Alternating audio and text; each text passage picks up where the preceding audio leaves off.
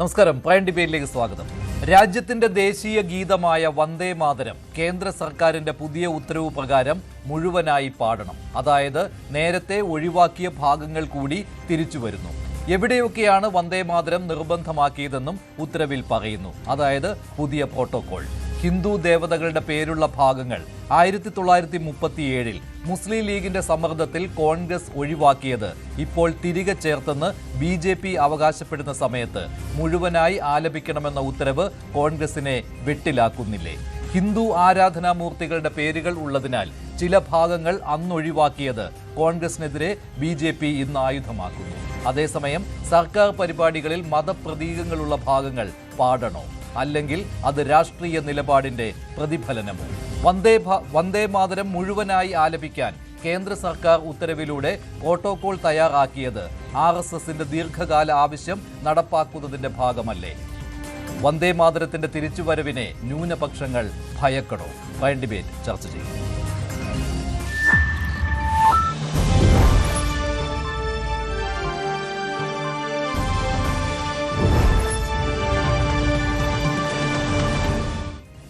വന്ദേ മാതരത്തിനായി പുതിയ പ്രോട്ടോകോൾ കേന്ദ്ര സർക്കാർ പുറപ്പെടുവിച്ചത്, കേന്ദ്ര ആഭ്യന്തര മന്ത്രാലയം പുറപ്പെടുവിച്ചത് കഴിഞ്ഞയാഴ്ചയാണ്. ഈ വാർത്ത പുറത്തു വന്നതിന് ശേഷം കോൺഗ്രസിൽ നിന്ന് കൃത്യമായ ഒരു നിലപാട് വന്നിട്ടില്ല. 1937 കോൺഗ്രസ് ആണ് വന്ദേ മാതരത്തിൽ നിന്ന് 4 ഖണ്ഡികകൾ ഒഴിവാക്കിയത് എന്നുള്ള വിമർശനം നേരിടുന്ന ഒരു സമയമാണ് ഇത്. 2 ഖണ്ഡികകൾ മാത്രമായിരുന്നു പിന്നീട് പാടിയിരുന്നത്. ഇപ്പോൾ അത് 6 ഖണ്ഡികകളും, അതായത് മുഴുവനുമാക്കി കേന്ദ്ര സർക്കാർ മാറ്റുകയും അതോടൊപ്പം തന്നെ എവിടെയൊക്കെ വന്ദേ മാതരം പാടണം എന്നുള്ള കാര്യത്തിൽ ഒരു സർക്കുലർ പുറപ്പെടുവിക്കുകയും ചെയ്തിരിക്കുകയാണ്. അത് മാത്രമല്ല, ദേശീയ ഗാനമായ ജനഗണമന പാടുന്ന സമയത്ത് വന്ദേ മാതരവും പാടുന്നുണ്ടെങ്കിൽ ആ പരിപാടിയിൽ ആദ്യം വന്ദേ മാതരം പാടണം എന്നുള്ള നിർദ്ദേശവുമാണ് കേന്ദ്ര ആഭ്യന്തര മന്ത്രാലയത്തിന്റെ ഉത്തരവിൽ പറയുന്നത്. സ്കൂളുകളിലും വന്ദേ മാതരം പാടണമെന്നും പ്രോത്സാഹിപ്പിക്കണമെന്നും ഈ നിർദ്ദേശത്തിൽ പറയുന്നുണ്ട്. അതോടൊപ്പം തന്നെ രാഷ്ട്രപതി പങ്കെടുക്കുന്ന ചടങ്ങ്, ഗവർണർമാർ പങ്കെടുക്കുന്ന ചടങ്ങ്, ഇവിടെയൊക്കെ വന്ദേ മാതരം നിർബന്ധമാക്കിയിരിക്കുകയാണ്. മുഴുവൻ ഖണ്ഡികകളും വന്ദേ മാതരത്തിൽ പാടേണ്ട എന്നുള്ള പഴയ നിലപാട്, അന്ന് കോൺഗ്രസ് എടുത്ത നിലപാട്, അതിൽ ഹിന്ദു ദേവതകളുടെ പേരുകൾ പ്രതിപാദിക്കുന്നുണ്ട് എന്നതിനാൽ അത് മതേതരമല്ല എന്ന കാഴ്ചപ്പാടിൽ ആയിരുന്നു. പക്ഷേ ഇപ്പോൾ RSSന്റെ ദീർഘകാല ആവശ്യം സാധിച്ചു കൊടുക്കുകയാണോ കേന്ദ്ര സർക്കാർ ചെയ്തിരിക്കുന്നത്? അതോടൊപ്പം തന്നെ ബംഗാൾ തെരഞ്ഞെടുപ്പ് മുന്നിൽ കണ്ടുള്ള ഒരു രാഷ്ട്രീയ നീക്കം ഇതിന് പിന്നിലുണ്ടോ? വന്ദേ മാതരം തിരിച്ചു വരുമ്പോൾ, അതായത് വന്ദേ മാതരം മുഴുവനായി തിരിച്ചു വരുന്നു, അതോടൊപ്പം തന്നെ വന്ദേ മാതരം നിർബന്ധമാക്കുന്നു. ഈ സമയത്ത് പ്രൈം ഡിബേറ്റ് ചർച്ച ചെയ്യുകയാണ്. ശ്രീ ശ്രീജിത്ത് പണിക്കർ, ശ്രീ മോഹൻ വർഗീസ്, ശ്രീ മുഹമ്മദ് അമീർ, ISMന്റെ സംസ്ഥാന വൈസ് പ്രസിഡന്റ്, മാധ്യമപ്രവർത്തകനായ ശ്രീ സിബി സത്യൻ എന്നിവരാണ് പ്രൈം ഡിബേറ്റിൽ ചേരുന്നത്. ആദ്യം ശ്രീ മോഹൻ വർഗീസ്, എന്തെങ്കിലും ഒരു ദുരൂഹത ഇക്കാര്യത്തിൽ സംശയിക്കണോ? എന്തെങ്കിലും ഗൂഢലക്ഷ്യങ്ങൾ കേന്ദ്ര സർക്കാരിൻ്റെ ഭാഗത്തു നിന്നുള്ളതായി താങ്കൾ സംശയിക്കുന്നുണ്ടോ? വന്ദേ മാതരം മുഴുവനായി പാടണം എന്നുള്ളതാണല്ലോ. 6 ഖണ്ഡികകളാണ് ബങ്കിം ചന്ദ്ര ചാറ്റർജിയുടെ വന്ദേ മാതരത്തിൽ ഉള്ളത്. അതിൽ 2 ഖണ്ഡികകളാണ് പാടിക്കൊണ്ടിരുന്നത് 1937 മുതൽ. ഇപ്പോൾ അത് മുഴുവനായി പാടണം, അതായത് ഏകദേശം 3 മിനിറ്റും 10 സെക്കൻഡും ഉണ്ടാകും. സർക്കാർ പരിപാടികളിൽ മുഴുവനായിട്ട് പാടണം, അതോടൊപ്പം തന്നെ എഴുന്നേറ്റ് നിൽക്കണം. ഇതെല്ലാം ഉൾപ്പെടുത്തിയിരിക്കുകയാണല്ലോ. ഇതിന് പിന്നിൽ രാഷ്ട്രീയ ലക്ഷ്യം താങ്കൾ സംശയിക്കുന്നുണ്ടോ? ശ്രീ മഞ്ജുഷ്, രാജ്യത്തിൻ്റെ സിംബൽസ് പൊതുവെ ഒരു കൺസെൻഷ്വൽ അപ്രോച്ചിൻ്റെ അടിസ്ഥാനത്തിലാണ് നിശ്ചയിക്കപ്പെടേണ്ടത്. അതുകൊണ്ടാണ് ഭരണഘടനാ നിർമ്മാണ സമിതി കൂലങ്കഷമായി ചർച്ച ചെയ്തതിനു ശേഷം 1949 1950 ജനുവരി 24 അത് ഭരണഘടന പ്രഖ്യാപിക്കപ്പെടുന്നതിൻ്റെ 1950 ജനുവരി 26 ഭരണഘടന നിലവിൽ വരുന്നതും ഇന്ത്യൻ റിപ്പബ്ലിക് ആകുന്നതും. അതിന് 2 ദിവസം മുൻപ് ഇതേക്കുറിച്ചൊരു ധാരണയിലെത്തുകയാണ്. അത് രാജേന്ദ്ര പ്രസാദ് തന്നെ ഭരണഘടനാ നിർമ്മാണ സമിതിയിൽ അത് പ്രഖ്യാപിക്കുകയും ചെയ്യുകയാണ്. ദേശീയ ഗീതവും ദേശീയ anthem, national anthem and national song രണ്ടും രണ്ടാണ്.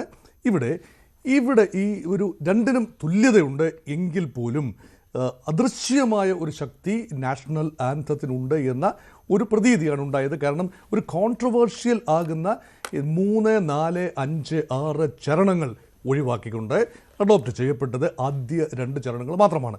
അത് 1937 കോൺഗ്രസ് കൽക്കട്ട സെഷനാണ്. ഇന്ന് ജവഹർലാൽ നെഹ്റുവാണ് പ്രസിഡന്റ് എന്നാണ് ഓർമ്മ. അപ്പോൾ അന്ന് നെഹ്റുവിൻ്റെ പ്രേരണയാൽ യഥാർത്ഥത്തിൽ ഈ ബങ്കിം ചന്ദ്ര ചാറ്റർജിയുടെ ഈ സോങ് ആനന്ദമഠത്തിൽ നിന്നും കടം എടുത്ത ഈ ഒരു പിന്നെ ഭാഗം അത് പൂർണ്ണമായി ഒരുപക്ഷെ ദേശീയതയ്ക്ക് നിരക്കുന്നതല്ല, അല്ലെങ്കിൽ ചില മതവിഭാഗങ്ങൾ. പക്ഷേ ആ സമയം വരെ അത് ദേശഭക്തി ഗാനം എന്ന രീതിയിൽ തന്നെയാണ് ആലപിച്ചിരുന്നത്, അക്കാര്യത്തിൽ സംശയമില്ലല്ലോ. പക്ഷേ 1937 മുസ്ലിം ലീഗിന്റെ സമ്മർദ്ദപ്രകാരം അവസാനത്തെ 4 സ്റ്റാൻസകൾ, അതായത് 4 ഖണ്ഡികകൾ ഒഴിവാക്കുകയും ആദ്യ 2 ഖണ്ഡികകൾ മാത്രം മതിയെന്ന് തീരുമാനിക്കുകയുമായിരുന്നു. അതിൽ തന്നെ ഏറ്റവും ഒടുവിലത്തെ സ്റ്റാൻസ ഖണ്ഡികയായ ത്വംഹി ദുർഗ ദശപ്രഹരണധാരിണി കമല കമല ദളവിഹാരിണി വാണി വിദ്യാദായിനി നമാമി ത്വാം നമാമി കമലം അമലം അതുലാം സുജലാം സുഫലാം മാതരം വന്ദേ മാതരം. ഇത് ഈ ഭാഗമാണല്ലോ ഏറ്റവും കൂടുതൽ അല്ലേ ഒരു അന്ന് ഈ ഒരു മതേതരമല്ല എന്ന രീതിയിൽ, അതായത് 10 കൈകളിൽ ആയുധമേന്തിയ ദുർഗയും താമരപ്പൂവിൽ വസിക്കുന്ന ലക്ഷ്മിയും വിദ്യ നൽകുന്ന സരസ്വതിയും നീ തന്നെയാണ്, നിർമ്മലയും അതുല്യയും സുജലയും സുഫലയുമായ അമ്മയെ ഞാൻ വണങ്ങുന്നു വന്ദേ മാതരം. ആ ഭാഗമാണല്ലോ ഇത് മതേതരമല്ല, എല്ലാ മതങ്ങളെയും ഉൾക്കൊള്ളുന്നതല്ല അല്ലേ, അത് ഹിന്ദു ദേവതകളെ അതിൽ ചിത്രീകരിക്കുന്നുണ്ട് എന്ന് പറഞ്ഞ് ഒഴിവാക്കിയത്. അപ്പോൾ അത് മുസ്ലിം ലീഗിന്റെ സമ്മർദ്ദത്തിലാണ്, അതിപ്പോൾ ഞങ്ങൾ തിരികെ കൊണ്ടുവരുന്നു എന്നാണ് BJPയുടെ അവകാശവാദം വന്നിരിക്കുന്നത്. ഇതിനെതിരെ സംസാരിക്കാൻ കോൺഗ്രസിന് കഴിയുമോ ഈ ഘട്ടത്തിൽ? അങ്ങനെ ഒരു ചർച്ചയെ വേണ്ട എന്നായിരുന്നു പാർലമെന്റിൽ കോൺഗ്രസ് പറഞ്ഞിരുന്നത് അല്ലേ? അത് മുസ്ലിം ലീഗിന്റെ സമ്മർദ്ദം മാത്രമല്ല, കോൺഗ്രസ് പാർട്ടി എന്ന് പറയുന്നത് വിവിധ ചിന്താ സരണികൾ ധാരകൾ ഒന്നിക്കുന്ന ഒരു ദേശീയ പ്രസ്ഥാനമായിരുന്നു ഇന്ത്യൻ നാഷണൽ കോൺഗ്രസ്. അവിടെ കോൺഗ്രസിന് ഉള്ളിൽ തന്നെ വിരുദ്ധങ്ങളായ അഭിപ്രായങ്ങൾ ഉണ്ടായിരുന്നു. പക്ഷേ ഒരു കൺസെൻഷ്യൽ, അതുകൊണ്ടാണ് ഞാൻ നേരത്തെ പറഞ്ഞ ഒരു കൺസെൻസസ്, ഒരു സമവായത്തിൻ്റെ ഒരു ഭാഗമെന്ന് പറയുന്നത് ഈ ദേശീയതയെ മാത്രം, അല്ലെങ്കിൽ ഭൂമി അല്ലെങ്കിൽ അമ്മയായി ദേശത്തെ കാണുക, വന്ദേ മാതരം, അതിൻ്റെ ആദ്യ ഭാഗം മാത്രം 2 ചരണങ്ങൾ മാത്രം സെലക്ട് ചെയ്യുകയും വിവാദ ഭാഗങ്ങൾ ദുർഗാദേവിയെ ഭൂമിദേവിയെ ആയി കാണുകയും അത് ഭൂമിയുമായി ബന്ധപ്പെട്ട കാര്യം, അതുപോലെ ഒരു വാർ ക്രൈ, ഇതെല്ലാമുണ്ട്. ഈ വാർ ക്രൈക്ക് 2 ഡയമെൻഷനുണ്ട്. അവിടെ അന്നുണ്ടായിരുന്ന ചില മുസ്ലിം ലാൻഡ് ലോഡ്സിനെതിരെയുള്ള വാർ ക്രൈയായിട്ട് ചിലർ ഉപയോഗിക്കുന്നു. ബ്രിട്ടീഷ് നാഷണലിസത്തിനെതിരെ അല്ലെങ്കിൽ ബ്രിട്ടീഷ് അധിനിവേശ സർക്കാരിനെതിരെയുള്ള ഒരു കൊളോണിയൽ ലിബറേഷൻ സ്ട്രഗിളിന് വേണ്ടി ഒന്നാന്തരമായി ഉപയോഗിക്കപ്പെട്ട ദേശഭക്തി ഗാനം കൂടിയാണ് വന്ദേ ഭാരതം പൂർണ്ണമായി. അതുകൊണ്ട് ഇതിൻ്റെ ആദ്യ ഭാഗം നിരുപദ്രവകാരമാണ്, എല്ലാവരെയും ഉൾക്കൊള്ളുന്നതാണ്, അതുകൊണ്ട് അത് അഡോപ്റ്റ് ചെയ്യാം എന്നതാണ്. ഈ 2ാം ഭാഗം വെട്ടിക്കളഞ്ഞു, അല്ലാതെ ഈ 4 ചരണങ്ങൾ പൂർണ്ണമായി വെട്ടിമാറ്റി എന്നതല്ല. അതിൻ്റെ സൗകര്യപ്രദമായി ആദ്യത്തെ 2 ഭാഗം എടുക്കാനുള്ള തീരുമാനമാണ് അവിടെ ഉണ്ടായത്. അതിനെ മുസ്ലിം ലീഗിൻ്റെ പ്രേരണ എന്നതിനേക്കാൾ കൂടുതൽ ഇന്ത്യൻ നാഷണൽ കോൺഗ്രസിനകത്ത് ഒരു കൺസെൻസ് ഇല്ലാതെ വന്നപ്പോൾ കൺസെൻസ് ഉണ്ടായ ഭാഗങ്ങൾ അഡോപ്റ്റ് ചെയ്യപ്പെട്ടു എന്നതാണ് യഥാർത്ഥത്തിൽ സംഭവിച്ചത്. ശരി, ഇപ്പോൾ മുഹമ്മദ് അമീർ കൂടി ചേരുകയാണ്, ISM. ശ്രീ മുഹമ്മദ് അമീർ, ISM ഇക്കാര്യത്തിൽ ഔദ്യോഗികമായിട്ട് നിലപാട് പറഞ്ഞു കഴിഞ്ഞു. മുസ്ലിം സംഘടനകളുടെ എല്ലാവരുടെയും നിലപാട് ഒന്ന് തന്നെയാണെന്നാണ് എനിക്ക് തോന്നുന്നത്. മുസ്ലിം പേഴ്സണൽ ലോ ബോർഡും ഇത്തരത്തിൽ അഭിപ്രായം പറഞ്ഞിട്ടുണ്ട്. അതായത് ഒരു ഭരണഘടനാ വിരുദ്ധമായ ഒരു കാര്യമാണ് വന്ദേ മാതരം അടിച്ചേൽപ്പിക്കുന്നതാണ് എന്ന്. എന്താണ് അങ്ങനെ ഒരു നിലപാടിന് കാരണം? സ്വാതന്ത്ര്യ സമര കാലത്ത് ദേശഭക്തി അലയടിക്കുന്ന ഒരു സമയത്ത് ഒരു ദേശഭക്തി ഗാനമായി തന്നെ ഉപയോഗിച്ചിരുന്നതാണല്ലോ വന്ദേ മാതരം. അല്ല, ഇതിപ്പോ എനിക്ക് മുമ്പ് സംസാരിച്ച അദ്ദേഹം സൂചിപ്പിച്ച പോലെ തന്നെ ഇത് ആനന്ദമഠം എന്നുള്ളൊരു നോവലിൽ നിന്ന് ആ നോവലിന്റെ ഒരു കോൺസെപ്റ്റ് നമ്മൾ മനസ്സിലാക്കണം. ആ നോവൽ ശരിക്കും ഒരു സന്യാസി റിബല്യൻ ഉണ്ടായി വരുന്നതാണ്. അത് മുസ്ലിം ലാൻഡ് ലോഡ്സിനെതിരെ എന്നും അല്ലെങ്കിൽ ബ്രിട്ടീഷ് ബ്രിട്ടീഷ് അധിനിവേശത്തിനെതിരെ എന്നുള്ള രൂപത്തിലെല്ലാം ഒരു ഹിന്ദു നാഷൻഹുഡിനെ നമ്മുടെ രാജ്യത്തെ അല്ലെങ്കിൽ ഭാരതത്തെ ഒരു അമ്മയായി, ഒരു ദൈവമായി കണ്ടുകൊണ്ട് അവരെ പ്രോത്സാഹിപ്പിക്കുന്ന, ഒരു റിബല്യന് വേണ്ടി പ്രോത്സാഹിപ്പിക്കുന്ന രൂപത്തിലുള്ള ഒരു നരേഷനാണ് ആനന്ദമഠത്തിലുള്ളത്. ആ ആനന്ദമഠത്തില് ആ ഭൂമിദേവയെ പ്രകീർത്തിച്ചുകൊണ്ട് പാടുന്ന ഒരു പാട്ട്, ആ ഒരു 6 ചരണങ്ങളുള്ള 6 സ്റ്റാൻസകളുള്ള ആ പാട്ട്, അത് പിന്നീട് കോൺഗ്രസിന്റെ വേദികളിലേക്ക് ഒരു ഇന്ത്യന്റെ ഒരു ഔദ്യോഗിക ഗാനമായിട്ട് ഒരു ദേശഭക്തി എന്നുള്ള രൂപത്തിലുള്ള ഗാനമായിട്ട് എടുക്കുമ്പോഴും അവിടെ മുസ്ലിം ലീഗിന്റെ സമ്മർദ്ദം കൊണ്ട് മാറ്റി എന്ന് പറയുന്നതിനേക്കാളും, അതല്ലെങ്കിൽ കോൺഗ്രസിന്റെ നിലപാടുകൾ കൊണ്ട് മാറ്റി എന്ന് പറയുന്നതിനേക്കാളും ഇന്ത്യയുടെ മതേതര മനസ്സിന്റെ നിലപാട് കൊണ്ട് മാറ്റി എന്ന് പറയുന്നതാണ് ശരി.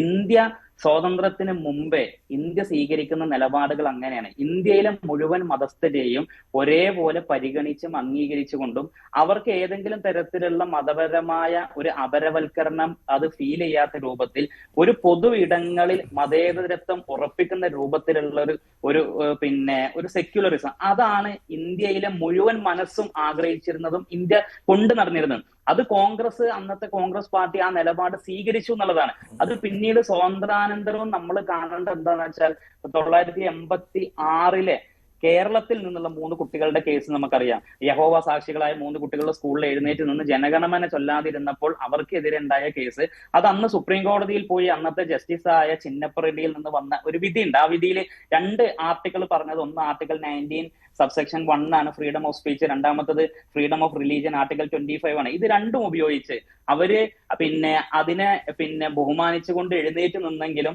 അത് പാടാൻ അവരെ നിർബന്ധിക്കാൻ അധികാരമില്ല എന്നുള്ളതാണ്. അത് അവരുടെ സ്വാതന്ത്ര്യത്തിന് വിടണം എന്നുള്ളതാണ്. അത് അങ്ങനെ ആണ് ഇന്ത്യന്റെ മനസ്സ്. കാരണം ഇന്ത്യയുടെ ജുഡീഷ്യറിയും അങ്ങനെയാണ്, ഇന്ത്യന്റെ പൊതു മതേതര മനസ്സും അങ്ങനെയാണ്. അങ്ങനെയുള്ള ഒരു ഇന്ത്യയെ ഇപ്പോ സമകാലികമായി കഴിഞ്ഞ ഒരു 10 വർഷമായി നമ്മൾ കാണുന്ന രൂപത്തിൽ ന്യൂനപക്ഷങ്ങളെ പ്രത്യേകം ലക്ഷ്യമിട്ട് ആക്രമിക്കുന്ന ഇത്തരം ചില നിലപാടുകള് ഭരണപക്ഷത്തിന്റെ അധികാരത്തിന്റെ ഭാഗത്തു നിന്ന് ഉണ്ടായി വരുമ്പോൾ നമ്മൾ സ്വാഭാവികമായിട്ടും ഇത് സത്യത്തിൽ ഒരു ന്യൂനപക്ഷ വിരുദ്ധയോ അല്ലെങ്കിൽ ഒരു മുസ്ലിം വിരുദ്ധയോ എന്നൊക്കെ അതിന്റെ രണ്ടാമത്തെ പാട്ടാണ്. മറ്റു മതങ്ങളെ ഒന്നും അധിക്ഷേപിക്കുന്ന ഒരു വരി പോലും ഇതിനകത്തില്ല. അപ്പോൾ നിങ്ങൾ ഇതിനകത്ത് സംശയിക്കുന്നത് എന്താണ്? മഞ്ജുഷ് അല്ലേ ഇപ്പൊ പാടിയത്? മഞ്ജുഷ് മറന്നോ? തവം ഹി ദുർഗ ദാസ പരാഹണ പ്രഹരണധാരിണി എന്ന് പറഞ്ഞിട്ട് ഇപ്പൊ ദുർഗ അവിടെ 3 ദേവതകൾ അതിന്റെ അവസാനത്തെ ആ 2 ചരണങ്ങളിൽ പറയുന്നുണ്ട്. ഒന്ന് ദുർഗ പറയുന്നുണ്ട്, ദുർഗ ലക്ഷ്മിയും സരസ്വതിയും, ദുർഗയും ലക്ഷ്മിയും സരസ്വതിയും പറയുന്നുണ്ട്. അപ്പൊ ഈ ദുർഗയും ലക്ഷ്മിയും സരസ്വതിയും എല്ലാം ഇവര് ഒന്ന് സമ്പത്തിന്റെ സമൃദ്ധിയുടെ ദേവതയാണ്, ഒന്ന് അധികാരത്തിന്റെ പോരാട്ടത്തിന്റെ ദേവതയാണ്, സരസ്വതി വിജ്ഞാനത്തിന്റെ ദേവതയാണ്. അപ്പൊ ഇതൊക്കെ ദൈവങ്ങളാണ്. ആ ദൈവങ്ങളെ പുകഴ്ത്തിക്കൊണ്ട് പ്രകീർത്തിച്ചുകൊണ്ട് ആരാധിച്ചുകൊണ്ട് അവർക്ക് വന്ദേ മാതരം എന്ന് അവരെ വന്ദിക്കുന്ന വരികൾ കൃത്യമായി ഇതെങ്ങനെയാണ് ഇന്ത്യയുടെ ഒരു മതേതര രംഗത്തേക്ക് ഇത്തരം ഒരു പ്രാർത്ഥന, ഇതിനൊരു പ്രാർത്ഥന എന്നാ പറയാം. ഞാൻ പറഞ്ഞ മറ്റു മതങ്ങളെ അധിക്ഷേപിക്കുന്നില്ല എന്ന് ഞാൻ പറഞ്ഞിരുന്നു. അതെ, പക്ഷെ എങ്ങനെയാണ് മഞ്ജുഷ് ഒരു വിശ്വാസിക്ക് മറ്റൊരു വിശ്വാസിയുടെ ദൈവത്തെ വിളിക്കാൻ പറ്റുക? പ്രത്യേകിച്ച് മുസ്ലിങ്ങളെ സംബന്ധിച്ച് നിങ്ങൾ ആലോചിച്ചുകൊണ്ട് മുസ്ലിങ്ങളുടെ പള്ളികളുടെ മുമ്പിൽ നിങ്ങളൊരു ഫോട്ടോയോ വിഗ്രഹമോ കാണൂല. മുസ്ലിങ്ങളുടെ പള്ളിയുടെ അകത്ത് കയറിയാൽ നിങ്ങളൊരു വിഗ്രഹമോ ഫോട്ടോ കാണൂല. ആ മുസ്ലിങ്ങള് അവർ ഏറ്റവും ഇഷ്ടപ്പെടുന്ന മുഹമ്മദ് നബിയെ പോലും വിളിച്ച് പ്രാർത്ഥിക്കാറില്ല. മുഹമ്മദ് നബിയെ രക്ഷിക്കാൻ അല്ലെങ്കിൽ മുഹമ്മദ് നബിയെ എന്ന് പറഞ്ഞിട്ട് മുഹമ്മദ് നബി ഞങ്ങളുടെ രക്ഷകൻ എന്ന് പറഞ്ഞിട്ട് മുസ്ലിങ്ങൾ ആരും പ്രാർത്ഥിക്കില്ല. അങ്ങനെയുള്ള മുസ്ലിങ്ങൾ ഈ രാജ്യത്ത് ജീവിക്കുന്നു എന്നുള്ള ഒറ്റ കാരണം കൊണ്ട് ഇവിടുത്തെ ഭൂമിദേവതയെ വിളിച്ചിട്ട് ദുർഗയെ ഞങ്ങൾ നമിക്കുന്നു, സരസ്വതിയെ ഞങ്ങൾ നമിക്കുന്നു, ലക്ഷ്മിയെ ഞങ്ങൾ നമിക്കുന്നു എന്ന് പറഞ്ഞ അത് അവരുടെ മതത്തിനെതിരാണ്. അത് നിങ്ങളെ പാടാൻ നിർബന്ധിക്കരുത് ഇതാണല്ലോ അല്ലെ? ഈ പ്രോട്ടോകോൾ ഉണ്ടാകാൻ പാടില്ല എന്നാണ് അല്ലെ? ഇപ്പോൾ ഈ കേന്ദ്ര ആഭ്യന്തര മന്ത്രാലയം ഇങ്ങനെ ഒരു ഉത്തരവ് പുറപ്പെടുവിച്ചതിനെയാണ് നിങ്ങൾ എതിർക്കുന്നത്. മറ്റുള്ളവർ പാടുന്നതിൽ കുഴപ്പമില്ല അല്ലെ? അങ്ങനെയല്ലേ? ഇല്ല, അത് താല്പര്യമുള്ളവർ പാടിക്കോട്ടെ. ഏതെങ്കിലും ഒരു വിശ്വാസിക്ക് അവരുടെ മതവിശ്വാസത്തെ ഹനിക്കുന്ന രൂപത്തിൽ അത് ഫീൽ ചെയ്യുന്നുണ്ടെങ്കിൽ അത് ഇവിടുത്തെ ജുഡീഷ്യറി പരിഗണിക്കണം, അത് ഇന്ത്യന്റെ ഇവിടുത്തെ ഭരണാധികാരികൾ പരിഗണിക്കണം. അത് പരിഗണിക്കുന്ന ഒരു മനസ്സാകണം ഇന്ത്യയുടെ. ശരി, ശ്രീജിത്ത് പണിക്കർ, അതായത് ഇത് അവരെ പാടാൻ നിർബന്ധിക്കുന്നതിലാണ്. അതായത് ഹിന്ദു ദേവതകളെ പ്രകീർത്തിക്കുന്ന ഭാഗങ്ങൾ ഉണ്ട്. അത് ഏറ്റവും പ്രധാനപ്പെട്ടത് അവസാനത്തെ ഖണ്ഡികയിലുമാണല്ലോ. അതുകൊണ്ട് അടിച്ചേൽപ്പിക്കുകയാണ് ചെയ്യുന്നത്. ഹിന്ദുത്വം അടിച്ചേൽപ്പിക്കുന്നു. അതാണ് മുസ്ലിം സംഘടനകൾക്ക് ഇതിലുള്ള എതിർപ്പ്. അല്ല, ഒന്നാമത്തെ കാര്യം, ഇതിൽ ആരെയും നിർബന്ധിക്കുന്നില്ല.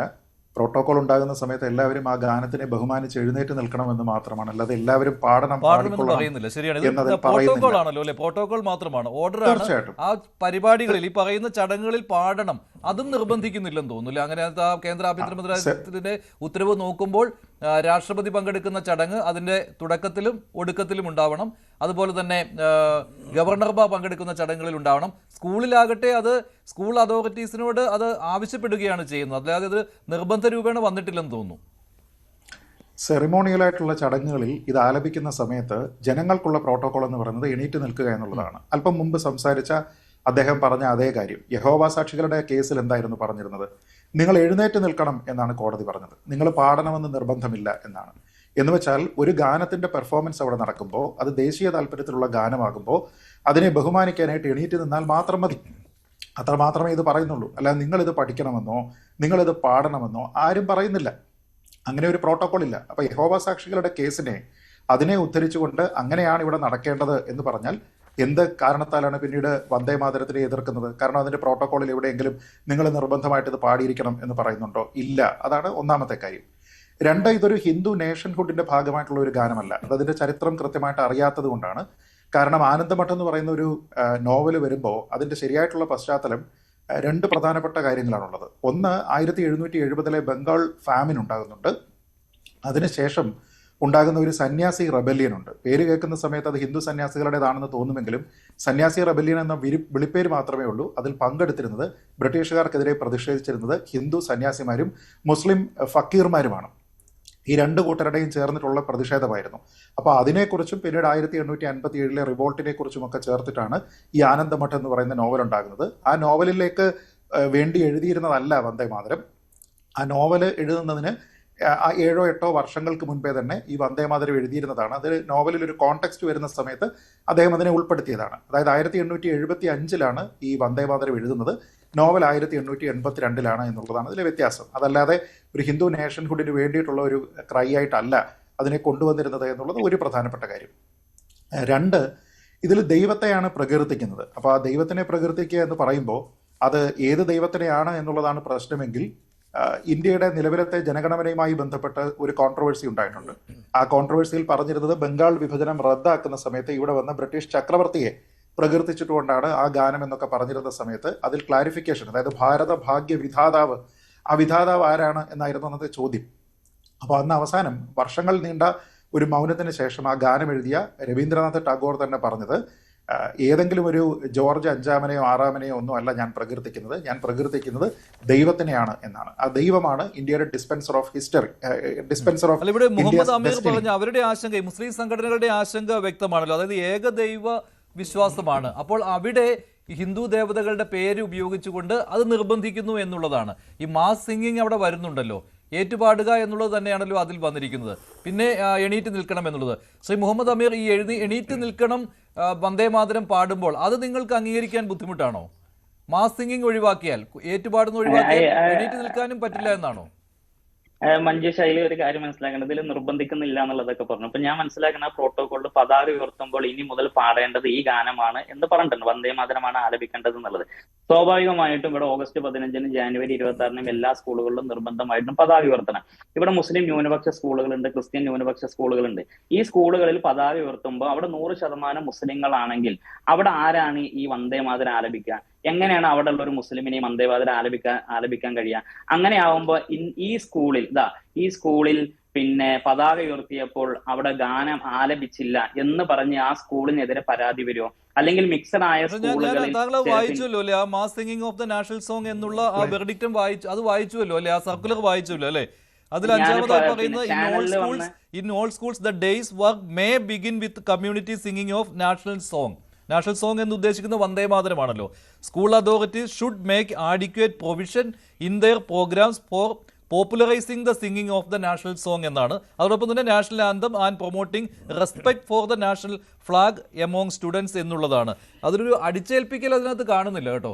ഇനി ആ രീതിയിലേക്ക് വരുവാന്നറിയില്ല. ഇനിയിപ്പോൾ കേരളത്തിൽ ഇത് നടപ്പാക്കിയേ പറ്റൂ എന്ന് സംസ്ഥാന സർക്കാർ പുറപ്പെടുവിക്കൂ എന്ന് എനിക്കറിയില്ല, ഉണ്ടാകാൻ വഴിയില്ല. മഞ്ജുഷ്, ഇത് മാത്രം ആലോചിച്ചാൽ മതി. നമ്മള് ഒരു ന്യൂനപക്ഷ സ്കൂള്, 100% മുസ്ലിങ്ങളുള്ള ഒരു സ്കൂള്, ആ സ്കൂളിൽ പതാക ഉയർത്തുമ്പോ ആരാണ് ഈ നാഷണൽ സോങ് പാടുക? പാടിയില്ലെങ്കിൽ എന്ത് സംഭവിക്കും? അതൊരു ശിക്ഷാ നടപടിയുടെ കാര്യം ഇതിനകത്ത് പറയുന്നില്ല കേട്ടോ, അങ്ങനെയില്ല. വേണ്ട, ഇനി ശിക്ഷാ നടപടി വേണ്ട. അവിടെ ഒരു അപരവൽക്കരണം സംഭവിക്കോ? അതാ കണ്ടോ, മുസ്ലിങ്ങൾ രാജ്യദ്രോഹികൾ, അവർ സ്കൂളിൽ പതാക ഉയർത്തിയപ്പോൾ നാഷണൽ സോങ് പാടിയില്ല, അവിടെ ഒരു അപരവൽക്കരണം സംഭവിക്കോ? ഇതാണ് ഇതിലൂടെ ലക്ഷ്യമാക്കുന്നത്. ഇവിടെ ഒരു കൂട്ടരെ അപരവൽക്കരിച്ചുകൊണ്ട്, അതല്ലെങ്കിൽ ഇത്തരം ചില നിയമങ്ങൾ കൊണ്ടുവന്നിട്ട് ഇവര് റിയാക്റ്റീവ് ആകുമ്പോൾ, മുസ്ലിങ്ങൾ ഇതിനെതിരെ പ്രതികരിക്കുമ്പോൾ അതാ കണ്ടോ ഇവരല്ല രാജ്യദ്രോഹികൾ എന്ന് ഇങ്ങനെ നിരന്തരം മീഡിയയിലൂടെ ഉണ്ടാക്കാനുള്ള ശ്രമങ്ങളുടെ ഭാഗം കൂടിയാണത്. അതും ഇതിന്റെ ഒരു അജണ്ടയാണ്. ശരി, ശ്രീ സിബി സത്യൻ, ഇതിൽ മറ്റൊരു കാര്യം കൂടിയുണ്ടല്ലോ. ഇതിലൊരു തെരഞ്ഞെടുപ്പ് രാഷ്ട്രീയം കൂടിയുണ്ട്. അത് ബംഗാളാണ് എന്നുള്ള കാര്യം കോൺഗ്രസ് അത് പറയുന്നുണ്ട്. കോൺഗ്രസിലെ മറ്റു വിവാദങ്ങളിലേക്ക് പോകുന്നില്ല. ഇപ്പോൾ പാർലമെന്റിൽ തന്നെ അങ്ങനെയൊരു ഈ വന്ദേ മാതരത്തെക്കുറിച്ച് പ്രത്യേക ചർച്ച നടന്നപ്പോഴും കോൺഗ്രസ് മറ്റു വിവാദങ്ങളിലേക്ക് പോയിരുന്നില്ല. പക്ഷേ ഈ ബംഗാൾ തെരഞ്ഞെടുപ്പാണ് ലക്ഷ്യം. അവിടെ ഒരു വിഭജനം ലക്ഷ്യമിട്ടിട്ടുണ്ട്. ഹിന്ദു വോട്ടുകൾ ലക്ഷ്യമിട്ടുള്ള ഒരു പോക്കാണിത് എന്നുള്ള കാര്യം കൃത്യമായിട്ട് കോൺഗ്രസ് പറഞ്ഞു വെക്കുന്നുണ്ട്. അത് തന്നെയല്ലേ ഇതിന്റെ പിന്നിൽ? ഈ സമയത്ത് വന്ദേ മാതരത്തിന് വേണ്ടി ഇങ്ങനെയൊരു സർക്കുലർ കേന്ദ്ര സർക്കാർ പുറപ്പെടുവിക്കുന്നതിലൂടെ കാണാനാകുന്നത്. മഞ്ജുഷ, അടിസ്ഥാനപരമായിട്ട് ഇത്തരം കാര്യങ്ങളെല്ലാം ഒരുതരം പച്ച മലയാളത്തിൽ പറഞ്ഞാൽ കുത്തിത്തിരിപ്പാണ്. അതായത് അതിന് പല കാരണങ്ങളുണ്ടാവാം. ഇലക്ഷൻ പ്രമാണിച്ചുള്ള കുത്തിത്തിരിപ്പാകാം, അതല്ലെങ്കിൽ മറ്റു ചില വിഷയങ്ങളിൽ നിന്ന് വഴിതിരിച്ചു വിടാനുള്ള കുത്തിത്തിരിപ്പാകാം. കാരണം നമുക്കൊരു കാര്യം മനസ്സിലാക്കേണ്ടത്, നാഷണൽ ആന്തം അതായത് ദേശീയ ഗാനം ഇന്ത്യക്കുണ്ട്, നാഷണൽ സോങ് ആണ് ദേശീയ ഗീതം. ഇത് നിർബന്ധമില്ല, ഇതൊരു പ്രോട്ടോകോളിന്റെ പരിരക്ഷണയില്ല. അപ്പൊ ഇത് പ്രോട്ടോകോളിന്റെ പരിരക്ഷണയിലേക്ക് കൊണ്ടുവരുന്നത് അല്ലെങ്കിൽ പ്രോട്ടോകോളിന്റെ ഭാഗമാക്കുന്നത് കൃത്യമായ ഒരു വിഭാഗീയത ലക്ഷ്യമിട്ട് തന്നെയാണ്. അപ്പൊ എന്തിനാണ് ഈ വിഭാഗീയത ഈ സമയത്ത് എന്ന് ചോദിച്ചു കഴിഞ്ഞാൽ, നേരത്തെ മഞ്ജുഷ് പറഞ്ഞതുപോലെ തന്നെ ബംഗാൾ ഇലക്ഷൻ വരുന്നുണ്ട്, കേരള ഇലക്ഷൻ വരുന്നുണ്ട്, അതുപോലെ തമിഴ്നാട്ടിൽ ഇലക്ഷൻ വരുന്നുണ്ട്, അസ്സാമിൽ ഇലക്ഷൻ വരുന്നുണ്ട്. അങ്ങനെ ഏതാണ്ട് 4 സംസ്ഥാനങ്ങളിൽ ഒരുമിച്ച് ഇലക്ഷൻ നടക്കുകയാണ്. അപ്പൊ ഈ സമയത്ത് ഒരു വിഭാഗീയത, ഒരു ധ്രുവീകരണം, വർഗീയ ധ്രുവീകരണം നടപ്പാക്കുക, അതുകൊണ്ട് കഴിയുന്നത്ര നേട്ടം ഉണ്ടാക്കുക എന്ന് തന്നെയാണ് ഇപ്പൊ ഈ വിവാദത്തിന്റെ ഒന്നാമത്തെ ലക്ഷ്യം. രണ്ടാമത്തെ ലക്ഷ്യം എന്താണെന്ന് ചോദിച്ചു കഴിഞ്ഞാൽ, ഇപ്പൊ പാർലമെന്റിൽ അടുത്ത കാലത്തായിട്ട് കേന്ദ്ര സർക്കാരിന് എന്താ പറയുക, രൂക്ഷമായ ചില എതിർപ്പുകൾ പ്രതിപക്ഷത്തു നിന്ന് നേരിടേണ്ടി വന്നു. ഒരുപക്ഷെ ഏതാണ്ട് 20-21 വർഷത്തെ ചരിത്രത്തിനിടയിൽ ആദ്യമായിട്ട് പ്രധാനമന്ത്രിക്ക് മറുപടി പ്രസംഗം പാർലമെന്റിൽ പറയാൻ പറ്റാത്ത അവസ്ഥ സംജാതമായി. കാരണം മേജർ ജനറൽ നരവനെയുടെ പുസ്തകവും കരസേനാ മേധാവി നരവനെയുടെ പുസ്തകവും അതുപോലെയുള്ള നിരവധി പ്രശ്നങ്ങൾ മൂലം അത് ഒരു ഇന്ത്യ-US ഡീൽ, ട്രേഡ് ഡീലിനകത്ത് മുഖം നഷ്ടപ്പെട്ടു പോയ മോദി, അങ്ങനെ നിരവധി പ്രശ്നങ്ങൾ വന്നിട്ടുണ്ട്. അപ്പൊ ഇതിൽ നിന്നെല്ലാം ജനശ്രദ്ധ, രാഷ്ട്രീയ ശ്രദ്ധ, മാധ്യമ ശ്രദ്ധ മാറ്റിവിടുക എന്നുള്ളതാണ് ഇതിന്റെ ഏറ്റവും പ്രധാനപ്പെട്ട അജണ്ടയായിട്ട് മുന്നിൽ നിൽക്കുന്നത്. പാർലമെന്റിൽ 150ാമത് വന്ദേമാതരത്തിന്റെ 150ാം വാർഷികത്തോടനുബന്ധിച്ച് കഴിഞ്ഞ ഡിസംബറിൽ തന്നെ 2025 ഡിസംബറിൽ തന്നെ ഇങ്ങനൊരു ചർച്ച പാർലമെന്റിൽ നടന്നതാണ്. അതാണ് ആ ചർച്ചയെ കുറിച്ചാണ് ഞാൻ പറഞ്ഞത്. ആ ചർച്ച വളരെ കൃത്യമായിട്ട് ഈ തെരഞ്ഞെടുപ്പിനെ ഇങ്ങനൊരു പ്രോട്ടോകോൾ വരുമ്പോഴും ഇതിനെ കോൺഗ്രസ് എങ്ങനെ നേരിടും എന്നുള്ളതാണ്. കോൺഗ്രസിന്റെ പ്രമുഖ നേതാക്കൾ ഇതുവരെ ഇതിനെക്കുറിച്ച് പ്രതികരണം നടത്തിയിട്ടില്ല. ഇങ്ങനെ ഒരു പ്രോട്ടോകോൾ വന്നതിന് ശേഷം, വന്ദേ മാതരത്തിന് വേണ്ടി പ്രത്യേക പ്രോട്ടോകോൾ പുറപ്പെടുവിച്ചതിന് ശേഷം കോൺഗ്രസിന്റെ പ്രതികരണം ഈ വിഷയത്തിൽ വന്നിട്ടില്ല. കാരണം കരുതലോടെയുള്ള പ്രതികരണമേ നടത്തുവാൻ കോൺഗ്രസിന് കഴിയുകയുള്ളൂ. അല്ലെങ്കിൽ അവിടെ നഷ്ടപ്പെടാൻ പോകുന്നത് ഭൂരിപക്ഷ സമുദായ വോട്ടുകളാണ്. അപ്പോൾ അത് കൃത്യമായിട്ട് കോൺഗ്രസിനും അറിയാവുന്ന ഒരു കാര്യമാണല്ലോ. കോൺഗ്രസിനെ കൃത്യമായിട്ട് വളരെ ട്രിക്കിയായ ഒരു സിറ്റുവേഷൻ ആണ്. കാരണം കേരളത്തിലടക്കം ഈവൻ അസമിൽ പോലും അതിശക്തമായ വിഭാഗീയത അല്ലെങ്കിൽ മതവിഭാഗീയത അതിശക്തമായി നിൽക്കുന്ന ഒരു സാഹചര്യത്തില് ഇതിനകത്ത് വളരെ കോഷ്യസ് അല്ലാതെ എന്ത് പ്രയോഗം നടത്തിയാലും അത് രാഷ്ട്രീയപരമായി തിരിച്ചടിക്കുമെന്ന കാര്യത്തിൽ യാതൊരു സംശയവുമില്ല. കാരണം BJPയുടെ സോഷ്യൽ മീഡിയയിലുള്ളൊരു പ്രൊപ്പഗാൻഡ ശക്തി എന്ന് പറയുന്നത് കോൺഗ്രസ് ഈ വിഷയത്തിൽ എന്ത് അഭിപ്രായം പറഞ്ഞാൽ അതിനെ ഏത് തരത്തിലും വളച്ചൊടിച്ച് മറ്റൊന്നാക്കാൻ കെൽപ്പുള്ള ഒന്നാണ്. അപ്പൊ അതുകൊണ്ട് തന്നെ കോൺഗ്രസ് ഇക്കാര്യത്തിൽ വളരെ കരുതലോടെ പ്രതികരിച്ചില്ലെങ്കിൽ അവരുടെ കാര്യം ഈ ഇലക്ഷനിൽ ഒരു തീരുമാനമാക്കിയെടുക്കാൻ BJPക്ക് നിഷ്പ്രയാസം സാധിക്കും. BJP ഓരോ അജണ്ടയും മുന്നോട്ട് വെക്കുന്നത് കാര്യം ഇപ്പോൾ ഇത് നിർബന്ധമാക്കിയില്ല എന്നൊക്കെ പറയുമ്പോൾ ഒരു അപരവൽക്കരണം അവിടെ അവർക്ക് നേരിടേണ്ടി വരുമെന്ന്. കാരണം ഈ പറഞ്ഞതുപോലെ ന്യൂനപക്ഷ സമുദായങ്ങളുടെ സ്കൂളുകളിൽ ഇനി വന്ദേമാതരം പാടില്ല എന്ന് വെക്കുക. അപ്പോൾ ആ സമയത്ത് അവർ വന്ദേമാതരത്തെ അവഹേളിച്ചു എന്ന് പറഞ്ഞുകൊണ്ട് ഒരു അപരവൽക്കരണം അവിടെ നടക്കുമെന്നുള്ള ആശങ്കയാണ് ഉള്ളത്. അതാണ് അമീർ പങ്കുവെച്ചത്. അല്ല, നോക്കൂ, ഇതിൽ ഹിസ്റ്റോറിക്കലായിട്ട് നമ്മൾ നോക്കിക്കഴിഞ്ഞാൽ 1882 പുറത്തു വന്നിരിക്കുന്ന ഒരു ഗാനം, അത് ഏത് സമയത്താണ് അതിൽ ഈ 2 സ്റ്റാൻസയായിട്ട് ട്രങ്കേറ്റ് ചെയ്യാനായിട്ട് തീരുമാനിക്കുന്നത്? 55 വർഷം അത് പാടിയതിന് ശേഷമാണ്. അതാരാ പാടിയത്? നമ്മുടെ നാട്ടിലുള്ള സ്വാതന്ത്ര്യ സമര സേനാനികളാണ്. ഇതിനെ എതിർക്കുന്നതിന് വേണ്ടിയിട്ട് ശ്രമിച്ചിരിക്കുന്ന 2 ആൾക്കാർ മാത്രമേ ഉള്ളൂ. ഇതിൻ്റെ നിരോധനത്തിനെ കുറിച്ച് ചിന്തിച്ചിരിക്കുന്ന 2 ആൾക്കാർ മാത്രമേ ഉള്ളൂ. അതിലൊന്ന് ബ്രിട്ടീഷുകാരും മറ്റേത് ഓൾ ഇന്ത്യ മുസ്ലിം ലീഗുമാണ്. ഈ 2 ആൾക്കാരല്ലാതെ ഇന്ത്യൻ നാഷണൽ കോൺഗ്രസിന്റെ ഭാഗമായിരുന്ന മുസ്ലിങ്ങൾക്ക് ഇത് പാടാനായിട്ട് ഒരു ബുദ്ധിമുട്ടും ഉണ്ടായിരുന്നില്ല. നമ്മുടെ സ്വാതന്ത്ര്യ സമര പ്രസ്ഥാനത്തിന് ഊർജ്ജം പകർന്ന ഗാനമാണ് വന്ദേ മാതരം. അതിന്റെ പൂർണ്ണമായ സ്റ്റാൻസയാണ് 1937 വരെ 55 വർഷം പാടിയത്. നമ്മുടെ രാജ്യത്തിനെ അമ്മയായിട്ട്, ദേവതയായിട്ട് ചിത്രീകരിക്കുന്നത് വഴി രാജ്യത്തിനോടുള്ള സ്നേഹം, പോരാട്ട വീര്യം, ഈ ഗുണങ്ങളെയൊക്കെ തന്നെയാണ് ഈ ഗാനം മുന്നോട്ട് വയ്ക്കുന്നത്. നമ്മൾ വന്ദേ മാതരം എന്നതിനെ ഒരു വാർ ക്രൈ പോലെ ഉപയോഗിക്കുകയാണ്, ഒരു സ്ലോഗനായിട്ട് അതിനെ ഉപയോഗിക്കുകയാണ് എങ്കിൽ അത് കേവലം പ്രകൃതി വർണ്ണനയല്ല അതിൽ ഉദ്ദേശിക്കുന്നത്.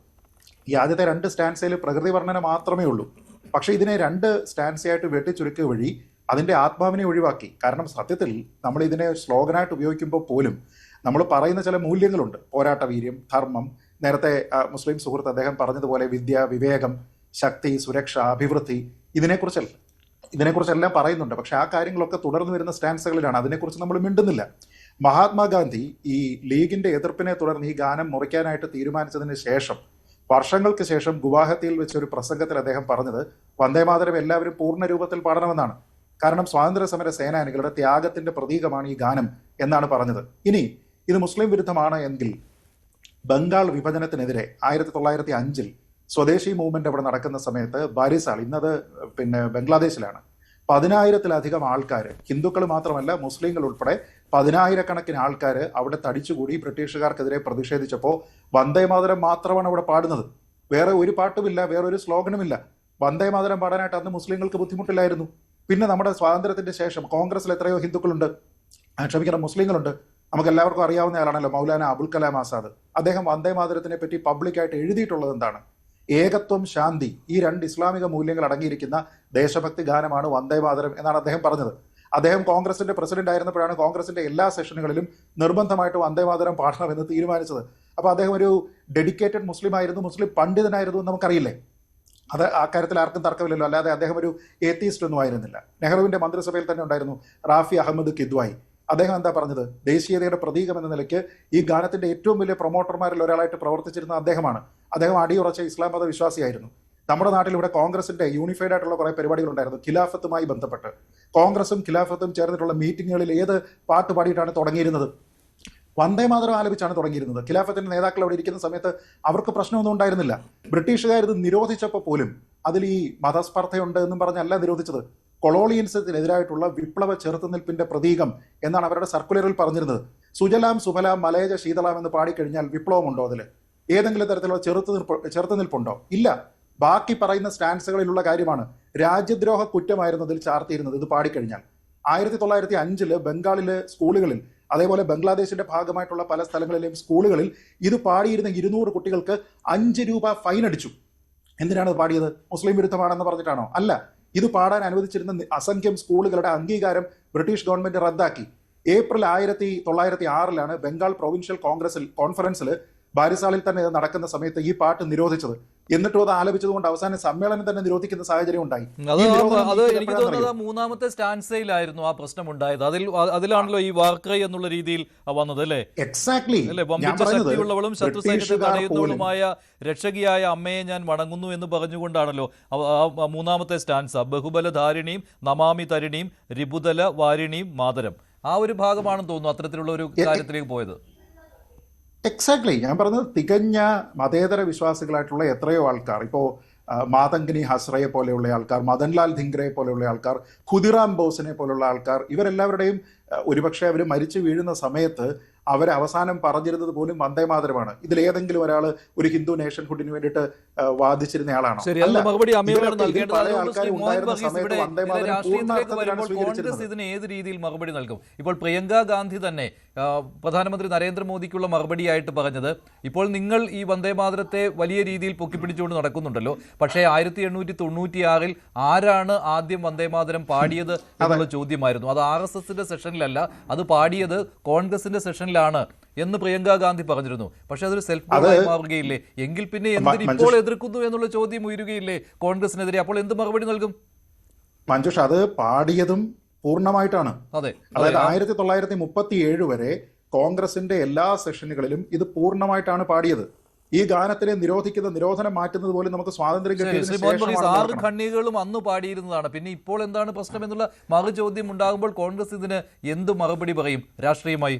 ന്യായമായ ചോദ്യമാണ്. ആ ചോദ്യം ന്യായമാണ്. നിങ്ങളല്ലേ ആദ്യം 1896 മുതൽ ഇത് നിരന്തരം പാടിയിരുന്നു. കോൺഗ്രസ് തന്നെ അത് അവകാശവാദമായിട്ടും പറയുന്നുണ്ട്. അതെ, RSS അല്ല അത് പാടിയത്, അത് കോൺഗ്രസ് ആണെന്ന്. അതെ, ഇത് പറയുന്നു. അത് മാത്രമല്ല, ഈ സഞ്ജയ് സിംഗ് എന്ന് പറയുന്ന ആം ആദ്മി പാർട്ടിയുടെ ഒരു MP കഴിഞ്ഞ 2 മാസം മുമ്പ് പാർലമെന്ററി ഡിബേറ്റിൽ ഒരു ചോദ്യം ചോദിക്കുന്നു. BJP ബെഞ്ചുകളെ നോക്കി ചോദ്യം ചോദിക്കുന്നു. നിങ്ങൾക്ക് ഇത് വലിയൊരു വിഷയമാണിപ്പോൾ, പക്ഷേ നിങ്ങളിൽ എത്ര പേർക്ക് ഇതിൻ്റെ എല്ലാ ചരണങ്ങളും 6 ചരണങ്ങളും പാടാൻ കഴിയും? ഇത് പൂർണ്ണമായി പാടിയിരുന്ന ഒരു കാലഘട്ടം ഉണ്ടായിരുന്നു, അത് കോൺഗ്രസ്സുകാരല്ലേ എന്ന് ചോദിക്കുന്നു. കോൺഗ്രസ്സുകാരും അല്ല എന്ന് പറയുന്നില്ല. പക്ഷേ ഒരു പ്രത്യേക സാഹചര്യത്തിൽ ഒരു ദേശീയത ഉരുത്തിരിഞ്ഞ് വരികയാണ്. 1896 എന്ന് പറയുമ്പോൾ ഇന്ത്യൻ ദേശീയത അതിൻ്റെ ശൈശവ ദിശയിലാണ്.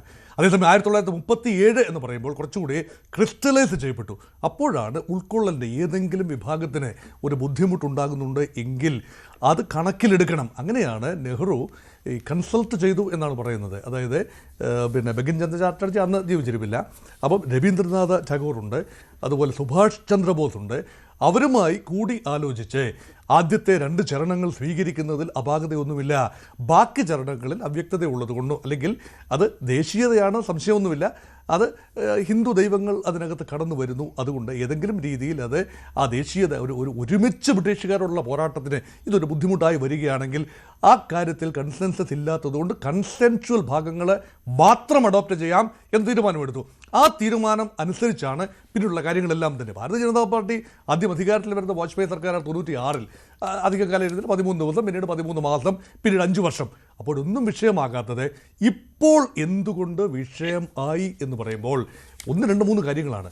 ഒന്ന്, നെഹ്റുവിയൻ ലെഗസിയെ എങ്ങനെയെങ്കിലും ഇന്ത്യയുടെ ഒരു രാഷ്ട്രീയ ഭൂമികയിൽ നിന്നും പരമാവധി മാറ്റി നിർത്തുക.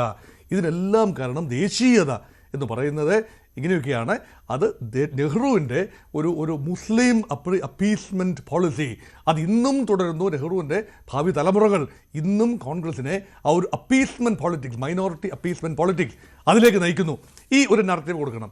2, ഇവിടെ ദേശീയത വലിയ വിഷയമായി വരികയാണ്. കാരണം ഇപ്പോൾ കഴിഞ്ഞ ഏതാനും ആഴ്ചകൾ ഇതിനെ കോൺഗ്രസ് എങ്ങനെ നേരിടുമെന്നുള്ളതാണ് കോൺഗ്രസ് നേരിടാൻ പോകുന്നത്. ഇവിടെ പാർലമെന്റ് ഡിബേറ്റിൽ കഴിഞ്ഞ ദിവസം രാഹുൽ ഗാന്ധി നേരിട്ടത് ഈ ദേശീയത, അതായത് BJPയുടെ കോർ കോമ്പറ്റൻസിയാണ്, അല്ലെങ്കിൽ സ്ട്രെങ്ത് ആണ് ദേശീയത. അതിൽ സ്വല്പം തീർച്ചയായിട്ടും BJPക്ക് അഭിമാനിക്കുകയും ചെയ്യാം.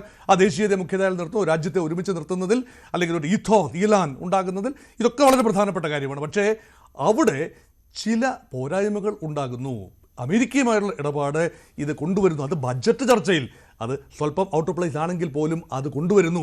അതുപോലെ മറ്റ് നറേറ്റീവ് കൊണ്ടുവരുന്നു. നരവനയുടെ പുസ്തകം തന്നെ കൊണ്ടുവരുന്നത് നമ്മുടെ രാജ്യത്തിൻ്റെ അഖണ്ഡത സംരക്ഷിക്കാനായി ഒരു കരസേനാ മേധാവി മുന്നോട്ട് വരുമ്പോൾ വേണ്ട രാഷ്ട്രീയ പിൻബലം നൽകാൻ കേന്ദ്ര നേതാക്കൾക്ക് കഴിയുന്നില്ല എന്ന ഒരു ആഖ്യാനമാണ് അവിടെ കൊടുക്കുന്നത്. ഇങ്ങനെ വരുമ്പോൾ സ്വാഭാവികമായി കഴിഞ്ഞ നല്ല അവസരമായിരുന്നു 2 മാസം മുൻപ് 150-ാം വാർഷികം, വന്ദേ മാതരത്തിൻ്റെ 150-ാം വാർഷികം.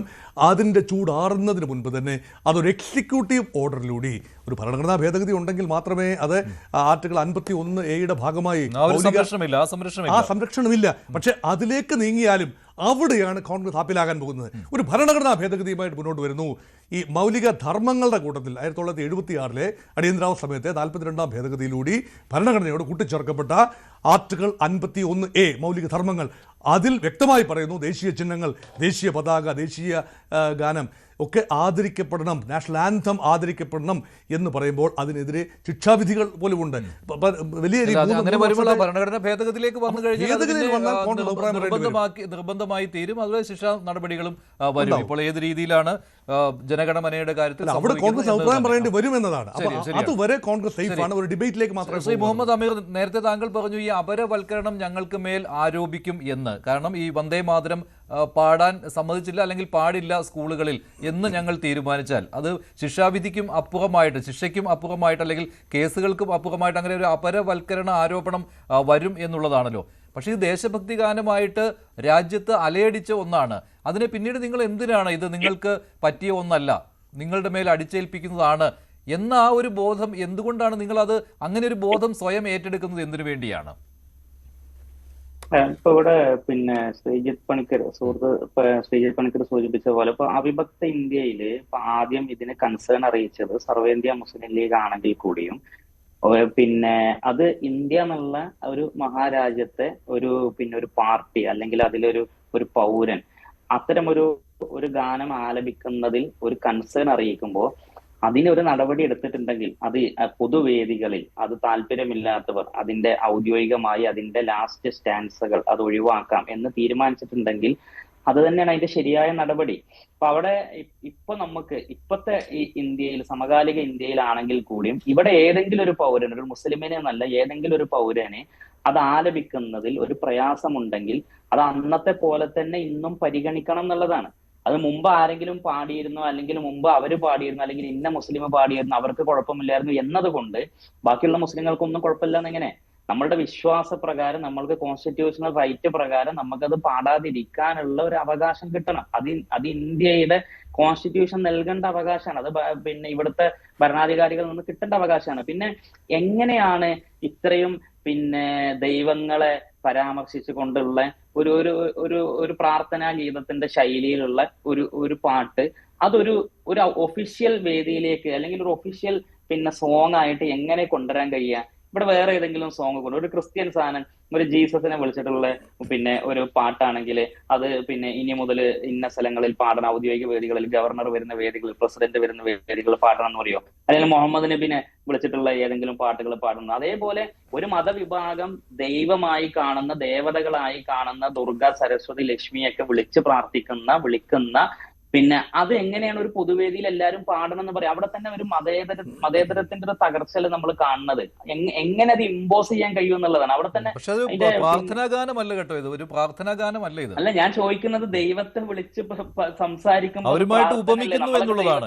പ്രാർത്ഥന എന്നാണ് പറയാ. ബിംബങ്ങളുണ്ട്, പക്ഷേ സമാനമായ ഇന്ത്യയുടെ ജനഗണമനയും പ്രാർത്ഥനാ ഗാനമാണ്. ഒരു പ്രാർത്ഥന ജനഗണമന പ്രകീർത്തിക്കുന്നത് ഭാരത ഭാഗ്യ വിധാതാവിനെയാണ്, ദൈവമാണ്. ദൈവത്തിനെ പ്രകീർത്തിക്കുന്ന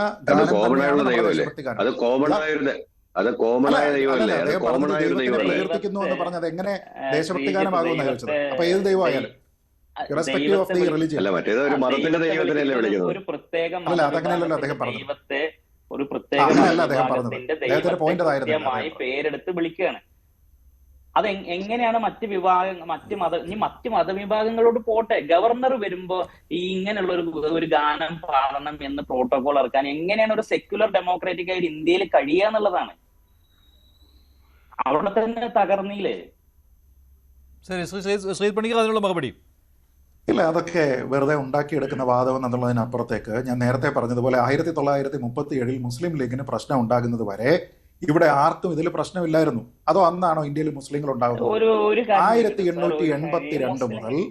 1882 മുതൽ 1937 വരെ ഈ ഗാനത്തിനെ പൂർണ്ണമായിട്ടും ഇന്ത്യൻ നാഷണൽ കോൺഗ്രസിന്റെ മീറ്റിങ്ങുകളിൽ ഉൾപ്പെടെ പൂർണ്ണമായിട്ടും പാടിയിരുന്നതാണ്. ആ സമയത്ത് അവിടെ മുസ്ലിങ്ങൾക്ക് പ്രശ്നം ഉണ്ടായിരുന്നില്ല. സമരത്തിന് ഒന്നിച്ച്, അതിനാണ് ഞാൻ ബരിസാൾ പറഞ്ഞത്. ബരിസാൾ വളരെ ചരിത്രപരമായിട്ടുള്ള സമരമായതുകൊണ്ടാണ് ഞാൻ ബരിസാൾ പ്രത്യേകിച്ച് പറഞ്ഞത്. അങ്ങനെയുള്ള സ്ഥലത്ത് ഹിന്ദുക്കളും മുസ്ലിങ്ങളും തോളോട് തോൾ ചേർന്ന് Vande Mataram end to end ആലപിച്ചിട്ടാണ് അവിടെ പോകുന്നത്. അതുകൊണ്ടാണ് ഞാൻ പറഞ്ഞത് അതിന് ഈ തരത്തിലുള്ള ഒരു കളർ ഉണ്ടായിരുന്നില്ല. മഞ്ജുഷ ഒന്ന് ആലോചിച്ച് നോക്കൂ. ഇന്ത്യൻ സ്വാതന്ത്ര്യ സമര പ്രസ്ഥാനത്തിന്റെ ഭാഗമായിട്ട് ഒരു സ്ലോഗൻ ഉണ്ടെങ്കിൽ, ഒരു ഗാനമുണ്ടെങ്കിൽ അത് വന്ദേ മാതരമല്ലേ? ആദ്യകാലം മുതൽ നമ്മൾ വളരെ ശക്തമായിട്ട് ഉപയോഗിച്ചിരിക്കുന്ന എല്ലാ കാലവും, അതിപ്പോൾ തീവ്ര നിലപാടുകളുള്ള ആൾക്കാരുടേതാണെങ്കിലും മൃദു നിലപാടുള്ള ആൾക്കാരുടേതാണെങ്കിലും സുഭാഷ് ചന്ദ്രബോസിൻ്റെതാണെങ്കിലും മഹാത്മാഗാന്ധിയുടേതാണെങ്കിലും ഇതിനിടയ്ക്ക് വരുന്ന ആൾക്കാരുടേതാരുടേതാണെങ്കിലും അരബിന്ദോയുടേതാണെങ്കിലും ഒക്കെ തന്നെ ഒരൊറ്റ ഗാനമല്ലേ, ഒരൊറ്റ സ്ലോഗനല്ലേ? അതിലേതെങ്കിലും തരത്തിലുള്ള മതപരമായിട്ടുള്ള ഒരു വിഭാഗീയതയ്ക്ക് വേണ്ടിയിട്ട് ആരെങ്കിലും പോയോ? ഇപ്പൊ പല കാരണങ്ങൾ പറയുന്നുണ്ട്. ഞാൻ പറയുന്നത് വന്ദേ മാതരം എന്ന ഗാനത്തിന്റെ 150ാം വാർഷികമാണ് എന്ന് പറയുന്നത് തന്നെ അതിന്റെ ഫുൾ സ്റ്റാറ്റസ് റെസ്റ്റോർ ചെയ്യുന്നതിന് തുല്യമാണ്. അപ്പൊ അദ്ദേഹം ചോദിച്ചു, ഇത് നമുക്ക് മുഹമ്മദിനെ പ്രകീർത്തിക്കുന്ന പാട്ട്, അള്ളാഹുവിനെ പ്രകീർത്തിക്കുന്ന പാട്ട്, യേശു ക്രിസ്തുവിനെ പ്രകീർത്തിക്കുന്ന പാട്ട് അത് പകരം പാടുമോ എന്ന്. ഞാൻ പറഞ്ഞത് ഇത് ബങ്കിം ചന്ദ്ര ചാറ്റർജി എങ്ങനെയാണോ ഭാരത മാതാവിനെ കണ്ടത് അതിനെ നമ്മുടെ സ്വാതന്ത്ര്യ സമര പ്രസ്ഥാനത്തിന്റെ ഭാഗമായിട്ട് സ്വീകരിക്കുക എന്ന ചരിത്രമുണ്ട്. അതല്ലാതെ നമ്മൾ ഇവിടെ ദുർഗയ്ക്ക് വേണ്ടിയിട്ട് ഒരു പാട്ട് എഴുതിയിട്ട് ആ പാട്ടിനെ ഇന്ത്യയുടെ ദേശീയ ഗാനമാക്കണം എന്നല്ല ആരും പറഞ്ഞത്. ഇത് അദ്ദേഹം എങ്ങനെയാണോ കണ്ടത്, അതെങ്ങനെയാണോ നമ്മുടെ സ്വാതന്ത്ര്യ സമര പ്രസ്ഥാനത്തിന് വിപ്ലവ ഊർജ്ജം പകർന്നത്, അതിന്റെ അടിസ്ഥാനത്തിൽ ഇതിന് ഹിസ്റ്റോറിക്കലായിട്ടുള്ള ഒരു കോണ്ടെക്സ്റ്റ് ഉണ്ട്. ആ കോണ്ടെക്സ്റ്റിനെയല്ലേ നമ്മളിവിടെ പ്ലേസ് ചെയ്യുന്നത്, അതല്ലാതെ മറ്റേതെങ്കിലും ഒരു തരത്തിലാണോ? അത് മതപരമായിട്ട് എന്നാൽ പിന്നെ ഇന്ന രീതിയിലത്തേക്കുള്ള ഒരു ദൈവത്തിന്റെ ഒരു പടം വേണം, അല്ലെങ്കിൽ ഇത് നമുക്ക് മാറ്റിയിട്ട് ശിവന്റെ ഒരു പാട്ട് നാളെ മുതൽ നമുക്ക് ദേശീയ ഗീതമാക്കാം എന്നാണോ ആരെങ്കിലും പറഞ്ഞിരിക്കുന്നത്? അങ്ങനെയല്ല. ഞാൻ പറയുന്നത് വിവിധ ഭാഷകളിലുള്ള, വിവിധ പ്രായങ്ങളിലുള്ള, വിവിധ മതവിശ്വാസങ്ങളിലുള്ള ആൾക്കാർ, പല ആൾക്കാർക്കും ഇത് പാടുന്നതിനോ ഇതിനെ ഒരു വാർ ക്രൈ എന്ന നിലയ്ക്ക്, ഒരു വിപ്ലവ മുദ്രാവാക്യം എന്ന നിലയ്ക്ക് ഉപയോഗിക്കുന്നതിനോ പാടുന്നതിനോ ബുദ്ധിമുട്ടുണ്ടായിരുന്നില്ല.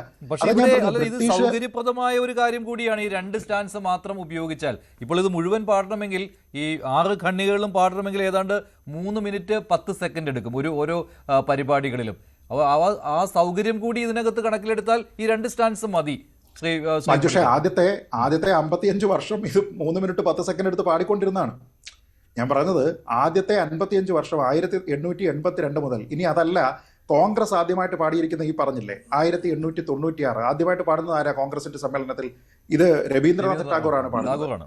അപ്പോൾ 1896 മുതൽ പിന്നെ ഇങ്ങോട്ട് നോക്കിക്കഴിഞ്ഞാൽ 41 വർഷം, 4 പതിറ്റാണ്ടുകൾ ഈ 3 മിനിറ്റ് 10 സെക്കൻഡാണ് പാടിയത്. കുറച്ചു നേരം നിൽക്കണമായിരിക്കും, അത്രേ ഉള്ളൂ.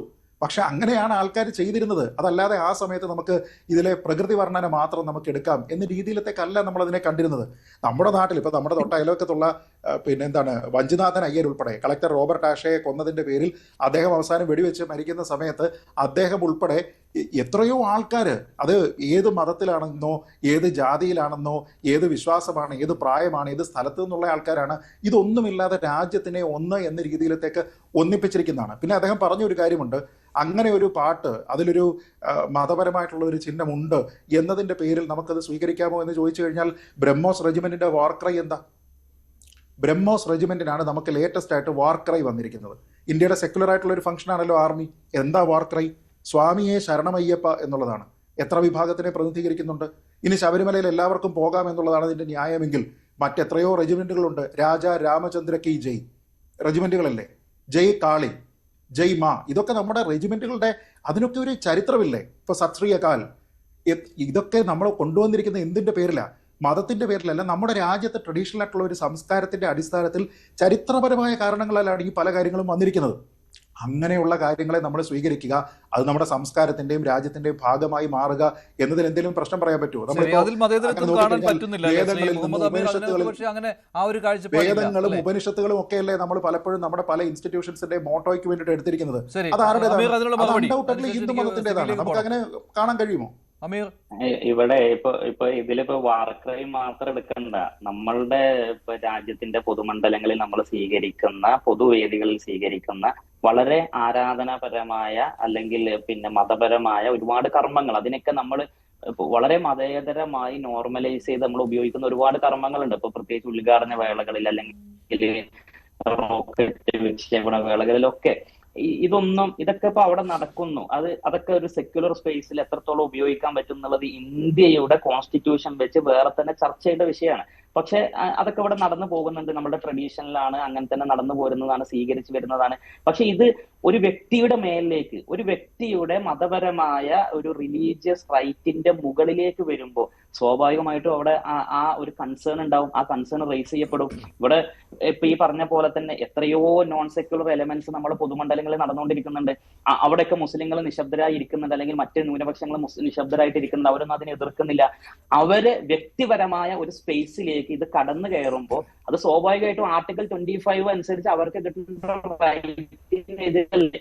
ആ റൈറ്റിനെതിരാവുമ്പോൾ സ്വാഭാവികമായിട്ടൊരു കൺസേൺ റേസ് ചെയ്യും. ആ കൺസേൺ റേസ് ചെയ്യുമ്പോൾ അത് പരിഗണിക്കാൻ ഈ രാജ്യത്തിന്റെ ജുഡീഷ്യറിയും ഇവിടുത്തെ ലെജിസ്ലേഷനൊക്കെ ബാധ്യസ്ഥരാണ്. അത് അവർ കണ്ടില്ല നടിക്കുന്ന എങ്ങനെ? ആ ഒരു റൈറ്റ് നമുക്ക് കിട്ടണം, ഇവിടുത്തെ ന്യൂനപക്ഷങ്ങൾക്ക് കിട്ടണം എന്നുള്ളതാണ്. ഒന്ന്, ന്യൂനപക്ഷങ്ങൾക്ക് കിട്ടണം. രണ്ട്, എന്തുകൊണ്ടാണ് ഇങ്ങനെയുള്ള ഒഫീഷ്യൽ സ്പേസുകളിൽ ഇത്തരം പിന്നെ ദേവതകളെ വിളിച്ച് പ്രാർത്ഥിക്കുന്ന ഞാൻ പറയുന്നത് ദൈവത്തിന്റെ ഒരു പ്രത്യേക മതത്തിന്റെ ദൈവത്തിന്റെ പേരുകൾ അവിടെ പരാമർശിക്കപ്പെടുന്നത് കൊണ്ടാണ് റിപ്പീറ്റഡ് ആയിട്ട്. കാരണം അങ്ങനെ വരുന്ന പ്രാർത്ഥന, ഇനി അതല്ലെങ്കിൽ ഗാനം, ദേവതകളുടെ പേരുകളുള്ള ഗാനം, ഭൂമിയെ ദേവതയായി കാണുന്ന ഗാനം, ആ ദേവതയെ ഞാൻ വന്ദിക്കുന്നു എന്ന് ആവർത്തിച്ച് പറയുന്ന ഒരു ഗാനം, അത് എന്തിനാണ് ഒരു ഒഫീഷ്യൽ സ്പേസിലേക്ക് കൊണ്ടുവരുന്നത്? അത് ബാക്കിയുള്ളവർക്ക് ബുദ്ധിമുട്ടുണ്ടാകും എന്ന് പറയുമ്പോൾ നേരത്തെ ഇവിടെ സൂചിപ്പിച്ച പോലെ തന്നെ അതിലുള്ള ഒളിഞ്ഞിരിക്കുന്ന ഒരുപാട് അജണ്ടകളുണ്ട്. ഇലക്ഷൻ മുന്നിൽ കണ്ടും അതല്ലാത്തതും അപരവൽക്കരണത്തിന്റെയും ന്യൂനപക്ഷ വിരുദ്ധതയിലും ഒക്കെ ഒരുപാട് ഇതുണ്ട്. അത് പിന്നെ അവര് ഒരു രാജ്യദ്രോഹികളാണ് എന്ന് കാണിക്കാൻ പിന്നെ ചാനലുകളിലൊക്കെ അവര് രാജ്യദ്രോഹികളാണ്, ഇത് അവര് ചെല്ലാത്തതാണ്, അവരിത് പാരായണം ചെയ്യാത്തതാണ്, അല്ലെങ്കിൽ അവരിത് പിന്നെ ആലപിക്കാത്തതാണ് എന്ന് പറഞ്ഞാൽ ഈസിയാണ്.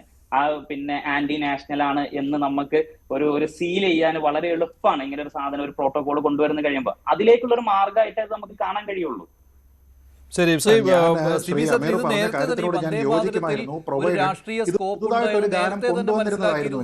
അതിപ്പോൾ നടപ്പിലാക്കിയ ഏത് സമയത്ത് വേണമെങ്കിലും ഇത് നടപ്പിലാക്കുമെന്ന കാര്യം ഉറപ്പായിരുന്നു. അത് ഈ രീതിയിൽ കൊണ്ടുവന്നു എന്നേ ഉള്ളൂ.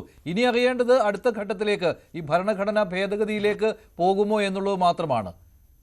ദേശീയ സിംബൽസിന്റെ ഒപ്പം ചേർത്ത് മഞ്ജുഷ, അതിനു മുമ്പ് എനിക്ക് ശ്രീജിത്ത് പറഞ്ഞ ഒരു സെന്റൻസിനകത്ത് അദ്ദേഹം തുടർച്ചയായിട്ട് മുസ്ലിം വിരുദ്ധമാണ് എന്നൊരു വാക്ക് ഉപയോഗിക്കുന്നത് കണ്ടു. എനിക്ക് തോന്നുന്നത് അത് ഇവിടെ അപ്രോപ്രിയേറ്റ് അല്ല. കാരണം വന്ദേ ഭാരതം മുസ്ലിം വിരുദ്ധമാണ് എന്നുള്ളതല്ല, മറിച്ച് അതിനേക്കാൾ കൂടുതലായിട്ട് ഈ പറഞ്ഞതുപോലെ തൊട്ട് ആവർത്തിച്ചിട്ടുണ്ടായിരുന്നു മുസ്ലിം വിരുദ്ധമാണ്. മുസ്ലിം വിരുദ്ധം അല്ല എന്നാ ഞാൻ പറഞ്ഞത്. പറഞ്ഞു മുസ്ലിം വിരുദ്ധം അല്ല മുസ്ലിം വിരുദ്ധം, അതായത് മതേതര അതെ, മുസ്ലിം വിരുദ്ധം എന്ന് പറയുന്ന ഒരു വാക്കിന് തന്നെ ഒരു അത് എന്താ പറയുന്നത്, ഇനപ്രോപ്രിയേറ്റ് ആയ വാക്കാണെന്നാണ് എന്റെ ഒരു പോയിന്റ്. മുസ്ലിം വിരുദ്ധം അല്ലെന്ന് ഞാൻ പറഞ്ഞത്. കാരണം മുസ്ലിം ലീഗാണ് ഇതിനെ എതിർത്തത്. അതുകൊണ്ടാണ് ഞാൻ പറഞ്ഞത് ഇത് മുസ്ലിം വിരുദ്ധമൊന്നും അല്ല എന്ന് പറഞ്ഞത്.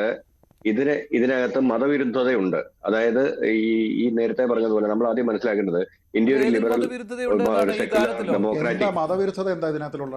അല്ല, മതവിരുദ്ധതയല്ല ഞാൻ പറയുന്നത്. ഒരു മതത്തിന്റെ ആരാധനാ സ്വാതന്ത്ര്യത്തിനെതിരെയുള്ള കൈകടത്തലുകൾ ഇതിനകത്തുണ്ട്. കാരണം ഇതിനകത്ത് ചില ആൾക്കാർ, ഉദാഹരണമായിട്ട് നമ്മള് യഹോവ സാക്ഷികളുടെ കേസെടുക്കുക. അവര് നാഷണൽ സോങ്ങിനെതിരെയല്ല, നാഷണൽ ആന്തത്തിനെതിരെയാണ് കേസിന് പോയത്. അപ്പൊ അവരെ നിർബന്ധിക്കാൻ പാടില്ല എന്നൊരു കോടതി വിധി അതുമായിട്ട് ബന്ധപ്പെട്ട് പുറത്തു വന്നു. അപ്പൊ ഇതുപോലെ നമ്മളൊരു കാര്യം മനസ്സിലാക്കേണ്ടത്, ഒരു മതവിഭാഗത്തിന് മറ്റൊരു മതത്തിന്റെ ദൈവത്തെ സ്മരിക്കുന്ന ഒരു ഭാഗം പറയാൻ പ്രയാസമുണ്ടെങ്കിൽ അത് ഒരു നിയമമാക്കി കൊണ്ടുവരുന്നതിനോ അല്ലെങ്കിൽ അതൊരു സെക്യുലർ കൺട്രിയിൽ അത്തരത്തിലുള്ള ഒരു നീക്കം ഒഫീഷ്യലി നടത്തുന്നതിനോ പിന്നില് ഒരു കാരണവശാലും നല്ല ഉദ്ദേശങ്ങളല്ല ഉള്ളത്. അതിപ്പോ നമുക്ക് എല്ലാവർക്കും അറിയാം. എന്തായാലും ഇതുപോലൊരു സംഭവം BJP മുന്നോട്ട് കൊണ്ടുവരുമ്പോൾ അതിന് പിന്നിൽ നല്ല ഉദ്ദേശങ്ങളല്ല എന്നുള്ളത് വളരെ കൃത്യമായ ചുവരെഴുത്താണ്. ഇപ്പം അമീർ പറഞ്ഞ ഒരു പോയിന്റ് ഞാൻ കടമെടുത്ത് പറയുകയാണെങ്കിൽ, നമ്മുടെ സെക്യുലർ സ്പേസിൽ ഒരുപാട് മതചിഹ്നങ്ങൾ പേറുന്നുണ്ട്. ഉദാഹരണമായിട്ട് നമ്മൾ ഒരുവിധപ്പെട്ട എല്ലാ ഉദ്ഘാടനങ്ങളും നിലവിളക്ക് കൊളുത്തിയാണ് ഉദ്ഘാടനം ചെയ്യുന്നത്. നിലവിളക്ക് എന്ന് പറയുന്ന ഒരു ഹൈന്ദവ സംസ്കാരത്തിന്റെ ഒരു കണ്ടിന്യൂഷനാണ്. അപ്പം അതിന് പകരം നാട മുറിച്ച് ഉദ്ഘാടനം ചെയ്താൽ മതി, അല്ലെങ്കിൽ നിലവിളക്കേ കൊളുത്താവൂ എന്ന് പറഞ്ഞൊരു തീട്ടൂരം പുറപ്പെടുവിക്കേണ്ട കാര്യമില്ല. അത് ഓരോ സ്ഥലങ്ങളിൽ ഓരോ പറ്റുന്ന രീതിയിൽ അതിൻ്റെതായ രീതിയിൽ മുന്നോട്ട് പോകുക എന്നുള്ളതാണ് അതിന്റെ ഏറ്റവും മനോഹാരിത. ഇവിടെ നമ്മൾ ശ്രീജിത്ത് പറഞ്ഞതുപോലെ 19ാം നൂറ്റാണ്ടിന്റെ അവസാനം മുതൽ ഈ പാട്ട് നമ്മൾ പാടുന്നുണ്ട്. ഇതൊരു ഇന്ത്യൻ ദേശീയതയെ ഭയങ്കരമായിട്ട് ഉത്തേജിപ്പിച്ച ഒരു ഗാനമാണ്. ഒക്കെ ശരിയാണ്. പക്ഷെ ഇതിന്റെ ഒരു തുടക്കകാലത്തിൽ ഇന്ത്യ എന്ന് പറയുന്ന ഒരു കോൺസെപ്റ്റ് രൂപപ്പെട്ടു വരുന്ന ഒരു വലിയ ചരിത്രത്തിന്റെ യാത്രയുണ്ട്. ആ യാത്രയിൽ ഒരുപാട് കൂട്ടിച്ചേർക്കലുകളും ഒരുപാട് ചേഞ്ചസും ഒക്കെ ഉണ്ടായിട്ടുണ്ട്. അതിന്റെ ഫലമായിട്ടാണ് 1937 അന്നത്തെ ഇന്ത്യൻ നാഷണൽ കോൺഗ്രസിന്റെ യോഗത്തിൽ ഈ പറഞ്ഞതുപോലെ ഇതിന്റെ 2 വരികൾ മാത്രം ഉപയോഗിച്ചാൽ മതി തീരുമാനിക്കുന്നതിന് പിന്നിൽ അടിസ്ഥാനപരമായിട്ട് 1937 ഒക്ടോബറിൽ മുസ്ലിം ലീഗ് ലക്നൌവിൽ യോഗം കൂടി പാസ്സാക്കിയതിന് ശേഷം മാത്രമാണ് കോൺഗ്രസ് എടുത്തത്. അല്ലാതെ എല്ലാവരെയും ഉൾക്കൊള്ളാൻ വേണ്ടിയിട്ടൊന്നും അല്ല ചെയ്തത്. മുസ്ലിം ലീഗ് ലക്നൌവിലെ യോഗം കൂടിയതിനു ശേഷം ഇന്ത്യ എന്ന് പറയുന്ന ഒരു സെക്യുലർ ഫ്രെയിംവർക്കില് 10 വർഷം കഴിഞ്ഞപ്പോൾ മുസ്ലിം ലീഗ് മതത്തിന്റെ അടിസ്ഥാനത്തിൽ പാകിസ്ഥാൻ കൊണ്ട് പോയി. 10 വർഷം കഴിഞ്ഞപ്പോ മതപരമായിട്ട് പാകിസ്ഥാനും കൊണ്ട് ആ മുസ്ലിം ലീഗ് പോയിന്നേ. അവർക്ക് ഡിവൈഡ് ആയിരുന്നു വേണ്ടത്, റിലീജിയസ് ഡിവൈഡ്. ഒരു സെക്കൻഡ് ഞാൻ പറഞ്ഞത്, അപ്പൊ അങ്ങനെ മുസ്ലിം ലീഗ് അങ്ങനെ ഒരു ആവശ്യം ഉന്നയിക്കുകയും അന്ന് സെക്യുലർ ഇന്ത്യ എന്ന ഫ്രെയിംവർക്കിൽ ഇത്തരം എല്ലാ വാദങ്ങളും ഉൾക്കൊള്ളണം എന്നതിന്റെ അടിസ്ഥാനത്തിൽ, വിശാലമായ ചിന്താഗതിയുടെ അടിസ്ഥാനത്തിലാണ് ഈ പറഞ്ഞതുപോലെ അതിന്റെ 2 സ്റ്റാൻസ് ഒഴികെയും ഈ പറഞ്ഞ മതവികാരത്തിനെ ഏതെങ്കിലും രീതിയിൽ ബാധിക്കുന്ന ഏതെങ്കിലും ഭാഗം ഒഴിവാക്കണം എന്ന് പറയുന്ന ഒരു തീരുമാനം ഉണ്ടായത്. അത് വ്യാപകമായ കൺസൾട്ടേഷന് ശേഷം, അന്നത്തെ വിശാല ദേശീയ താല്പര്യങ്ങളുള്ള നേതാക്കന്മാരുടെ വ്യാപകമായ കൺസൾട്ടേഷന് ശേഷം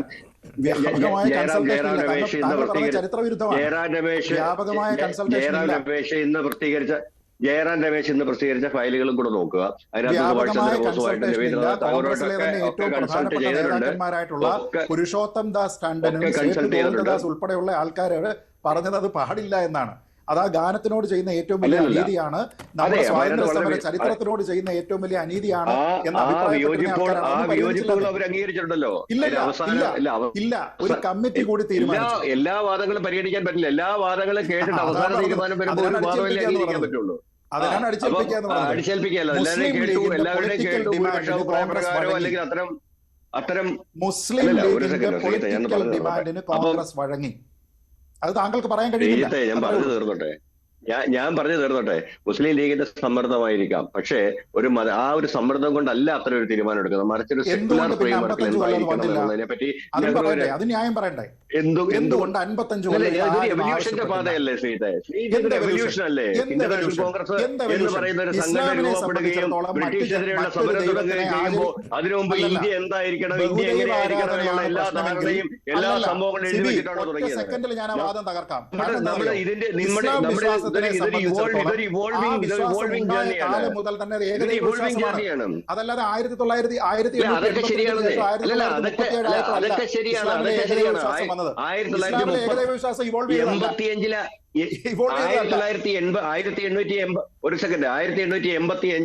സ്വാതന്ത്ര്യ സമരത്തിന്റെ ഒരു പ്രത്യേക ഘട്ടത്തിൽ നിൽക്കുന്ന അവസ്ഥയല്ല 1937 ആകുമ്പോൾ ഇന്ത്യ സ്വാതന്ത്ര്യത്തോട് അടുത്തു വരികയാണ്.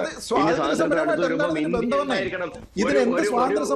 ഒരു സെക്യുലർ അല്ലല്ല ഒരു ഇന്ത്യൻ സെക്യുലർ നാഷണൽ ഫാബ്രിക്കിലെ കോൺഗ്രസിലെ ഇന്ത്യ മുസ്ലിങ്ങൾ എന്ത് അതിനോട് എഗ്രി ചെയ്തില്ല. സ്വീകരിക്കണം ഇന്ത്യൻ നാഷണൽ കോൺഗ്രസിലെ മുസ്ലിങ്ങൾക്ക് ആവശ്യമില്ലായിരുന്നു. എന്തിനാണ് വെറുതെ വർഗീയമായിട്ടുള്ള ഒരു ഡിമാൻഡിനെ ജയറാം രമേശിന്റെ കാര്യം ഇദ്ദേഹം പറഞ്ഞു. ശ്രീ സിബി സത്യൻ, ജയറാം രമേശ് ഇപ്പോൾ നൽകുന്ന വിവരങ്ങൾ, അദ്ദേഹത്തിന്റെ ട്വീറ്റിലും ഒക്കെ ഉള്ള കാര്യങ്ങൾ എന്ന് പറയുന്നത് രവീന്ദ്രനാഥ ടാഗോറിന്റെ ഉപദേശം സ്വീകരിച്ചാണ് ഈ കോൺഗ്രസ് വർക്കിംഗ് കമ്മിറ്റിയിൽ ഇങ്ങനെ ഒരു തീരുമാനം എടുത്തതെന്നാണ്. ശ്രീത്ത്, അങ്ങനെയാണ് ജയറാം രമേശ് പറയുന്നത്. ആണ്. അതായത് സുഭാഷ് ചന്ദ്രബോസും നെഹ്റുവും ടാഗോറും ഒക്കെ കൂടി ചേർന്നാണ് തീരുമാനിച്ചത്. അല്ലാതെ ഈ പറഞ്ഞിരിക്കുന്ന വൈഡ് കൺസൾട്ടേഷൻ ഒന്നും ഇല്ല. അതുകൊണ്ടാണ് പുരുഷോത്തം ദാസ് പോലെയുള്ള, സേട്ട് ഗോവിന്ദദാസിനെ പോലെയുള്ള, എച്ച്.വി. കമ്മത്തിനെ പോലെയുള്ള, മദൻ മോഹൻ മാളവിയെ പോലെയുള്ള, ആർ.വി. ഭുലേക്കറെ പോലെയുള്ള എത്രയോ ആൾക്കാർ എതിർത്തു.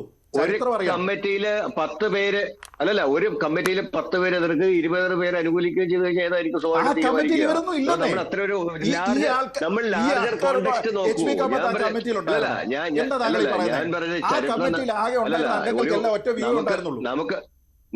നമുക്കൊരു ചർച്ചയിൽ ഇരുന്നിട്ട് ചരിത്രത്തെ വളച്ചൊഴിക്കാൻ സാധിക്കില്ല.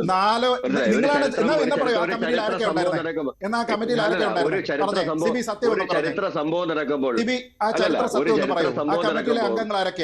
താങ്കൾ പറഞ്ഞല്ലോ 20 പേര് അവിടെയും 10 പേര് ഇവിടെയും 30 പേരുണ്ടായിരുന്നു ആ കമ്മിറ്റിയിൽ. കണക്കാ പറഞ്ഞപ്പോ എനിക്ക് ഇത്രയും കൃത്യമായിട്ട് നെഹ്റു, ആസാദ്, സുഭാഷ് ചന്ദ്രബോസ് തുടങ്ങിയ ആൾക്കാരുള്ള കമ്മിറ്റി എക്സ്റ്റേണൽ ആയിട്ട് രവീന്ദ്രനാഥ് ടാഗോറുമായിട്ടും എല്ലാവരുമായിട്ടും ചർച്ച ചെയ്തിട്ടാണ് നെഹ്റു യുക്തിപരമായിട്ട് അത്ര ഒരു തീരുമാനം എടുത്തു. അപ്പൊ നമ്മൾ പറഞ്ഞു വന്ന ഒരു പോയിന്റ് ഒരു സെക്കൻഡ് നമ്മൾ പറഞ്ഞു വന്ന ഒരു പോയിന്റ്. അപ്പൊ ആ ഒരു ഇന്ത്യയുടെ ഒരു പ്രോഗ്രസീവ് ആയിട്ടുള്ള എവല്യൂഷണറി ആയിട്ടുള്ള ഒരു യാത്രയില് ഇന്ത്യക്ക് അത്തരം തീരുമാനങ്ങൾ എടുക്കേണ്ടി വന്നിട്ടുണ്ട്. പക്ഷേ ഒരു കാര്യം നമ്മൾ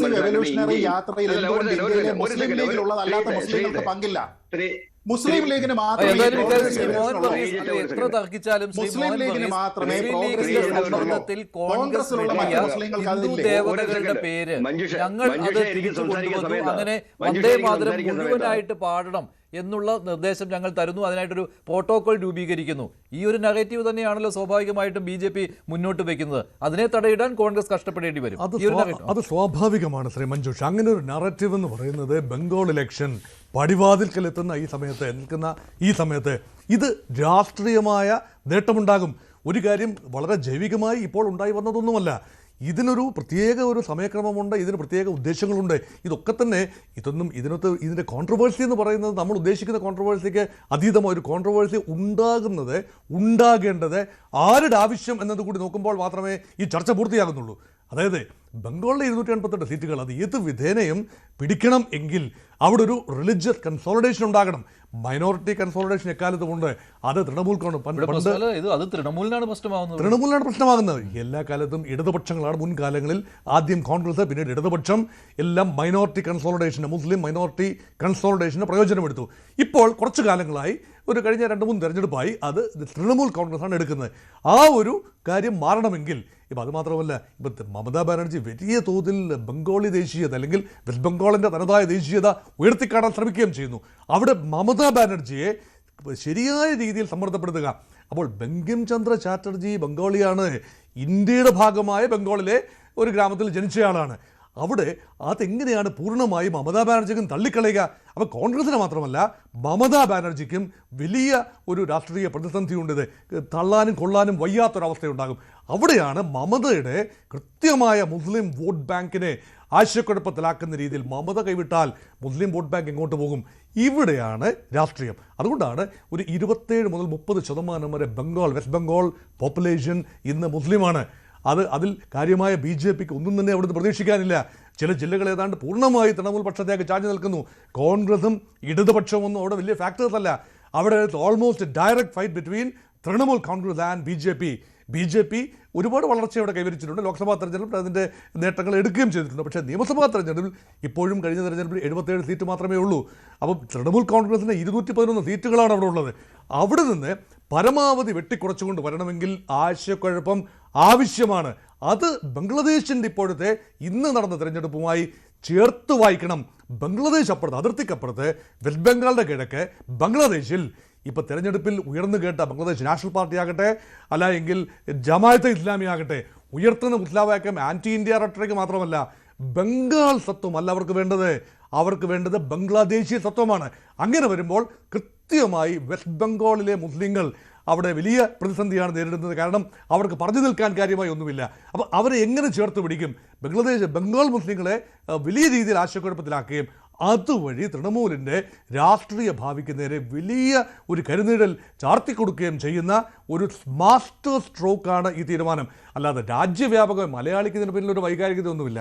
മറ്റ് സംസ്ഥാനങ്ങളിലും കാര്യമായ വൈകാരികത ഉണ്ടാവില്ല. പക്ഷേ ഒരു കാര്യമുണ്ട്, ഭരണഘടനയുടെ സ്പിരിറ്റ് ഓഫ് ദ കോൺസ്റ്റിറ്റ്യൂഷൻ എന്നൊരു കാര്യമുണ്ട് ശ്രീ മഞ്ജുഷ്. ആ സ്പിരിറ്റ് എന്ന് പറയുന്നത് ആ ലെറ്ററിൽ മാത്രം ഒതുങ്ങി നിൽക്കുന്നതല്ല. ഒരു ദേശീയ സിമ്പൽ എന്ന് പറയുന്നത് വിത്ത് പിഞ്ച് ഓഫ് സോൾട്ട് അംഗീകരിക്കപ്പെടേണ്ട സിമ്പൽസ് അല്ല.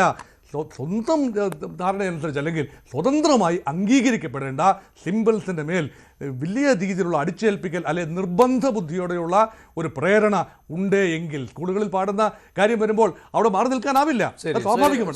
അവസാനമായി ഒരു കാര്യം കൂടി, ഇക്കാര്യത്തിൽ ഈ കേന്ദ്ര സർക്കാരിന്റെ നിർദ്ദേശം സംസ്ഥാന സർക്കാർ തള്ളിക്കളയണം എന്ന നിലപാടിലാണോ മുസ്ലിം സംഘടനകളുള്ളത്?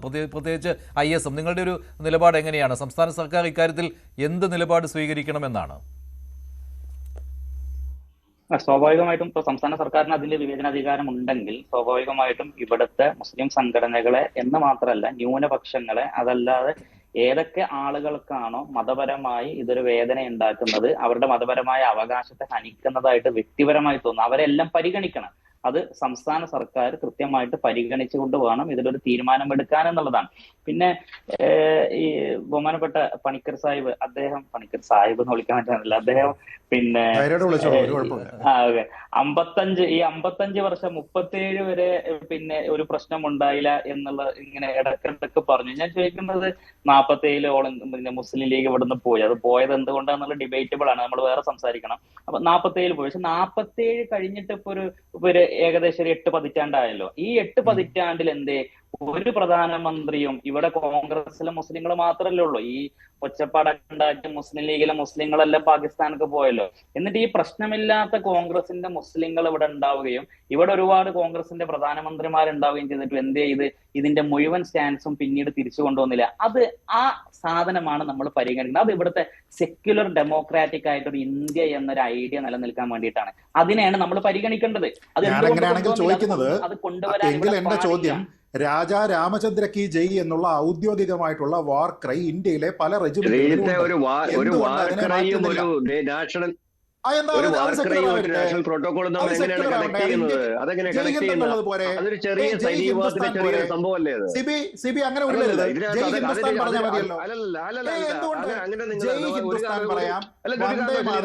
ഒരു ദേശീയ സംഭവത്തെ, ഒരു ദേശീയ പ്രോട്ടോകോളിന്റെ ഒരു വാർ ക്രൈയുമായിട്ട് സെക്യുലർ രാജ്യമായിട്ടുള്ള ഇന്ത്യയിലെ സെക്യുലർ ഫംഗ്ഷൻ ആയിട്ടുള്ള വാർ ക്രൈ ആണ് ജയ് ബജ്റംഗ് ബലി. രാജാ രാമചന്ദ്ര കി ജയ്, സ്വാമിയെ ശരണമയ്യപ്പ, ഒരുപാട് വാർക്കറൈകളുണ്ട് എല്ലാം അംഗീകരിക്കുന്നു. പക്ഷെ പക്ഷെ സ്കൂളുകളിൽ നമുക്ക് വാർക്കറൈ കൊടുക്കേണ്ട കാര്യമില്ലല്ലോ. അല്ലെങ്കിൽ ഗവൺമെന്റ് ഫംഗ്ഷനുകളിൽ നമുക്ക് വാർക്കറൈ കൊടുക്കേണ്ട കാര്യമില്ലല്ലോ.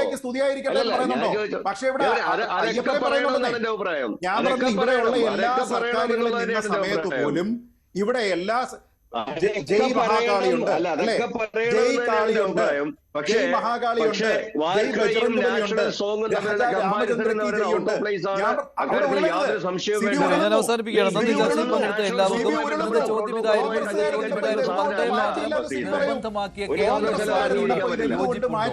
യോജിപ്പുള്ളവർ 55%, യോജിപ്പില്ലാത്തവർ 42%.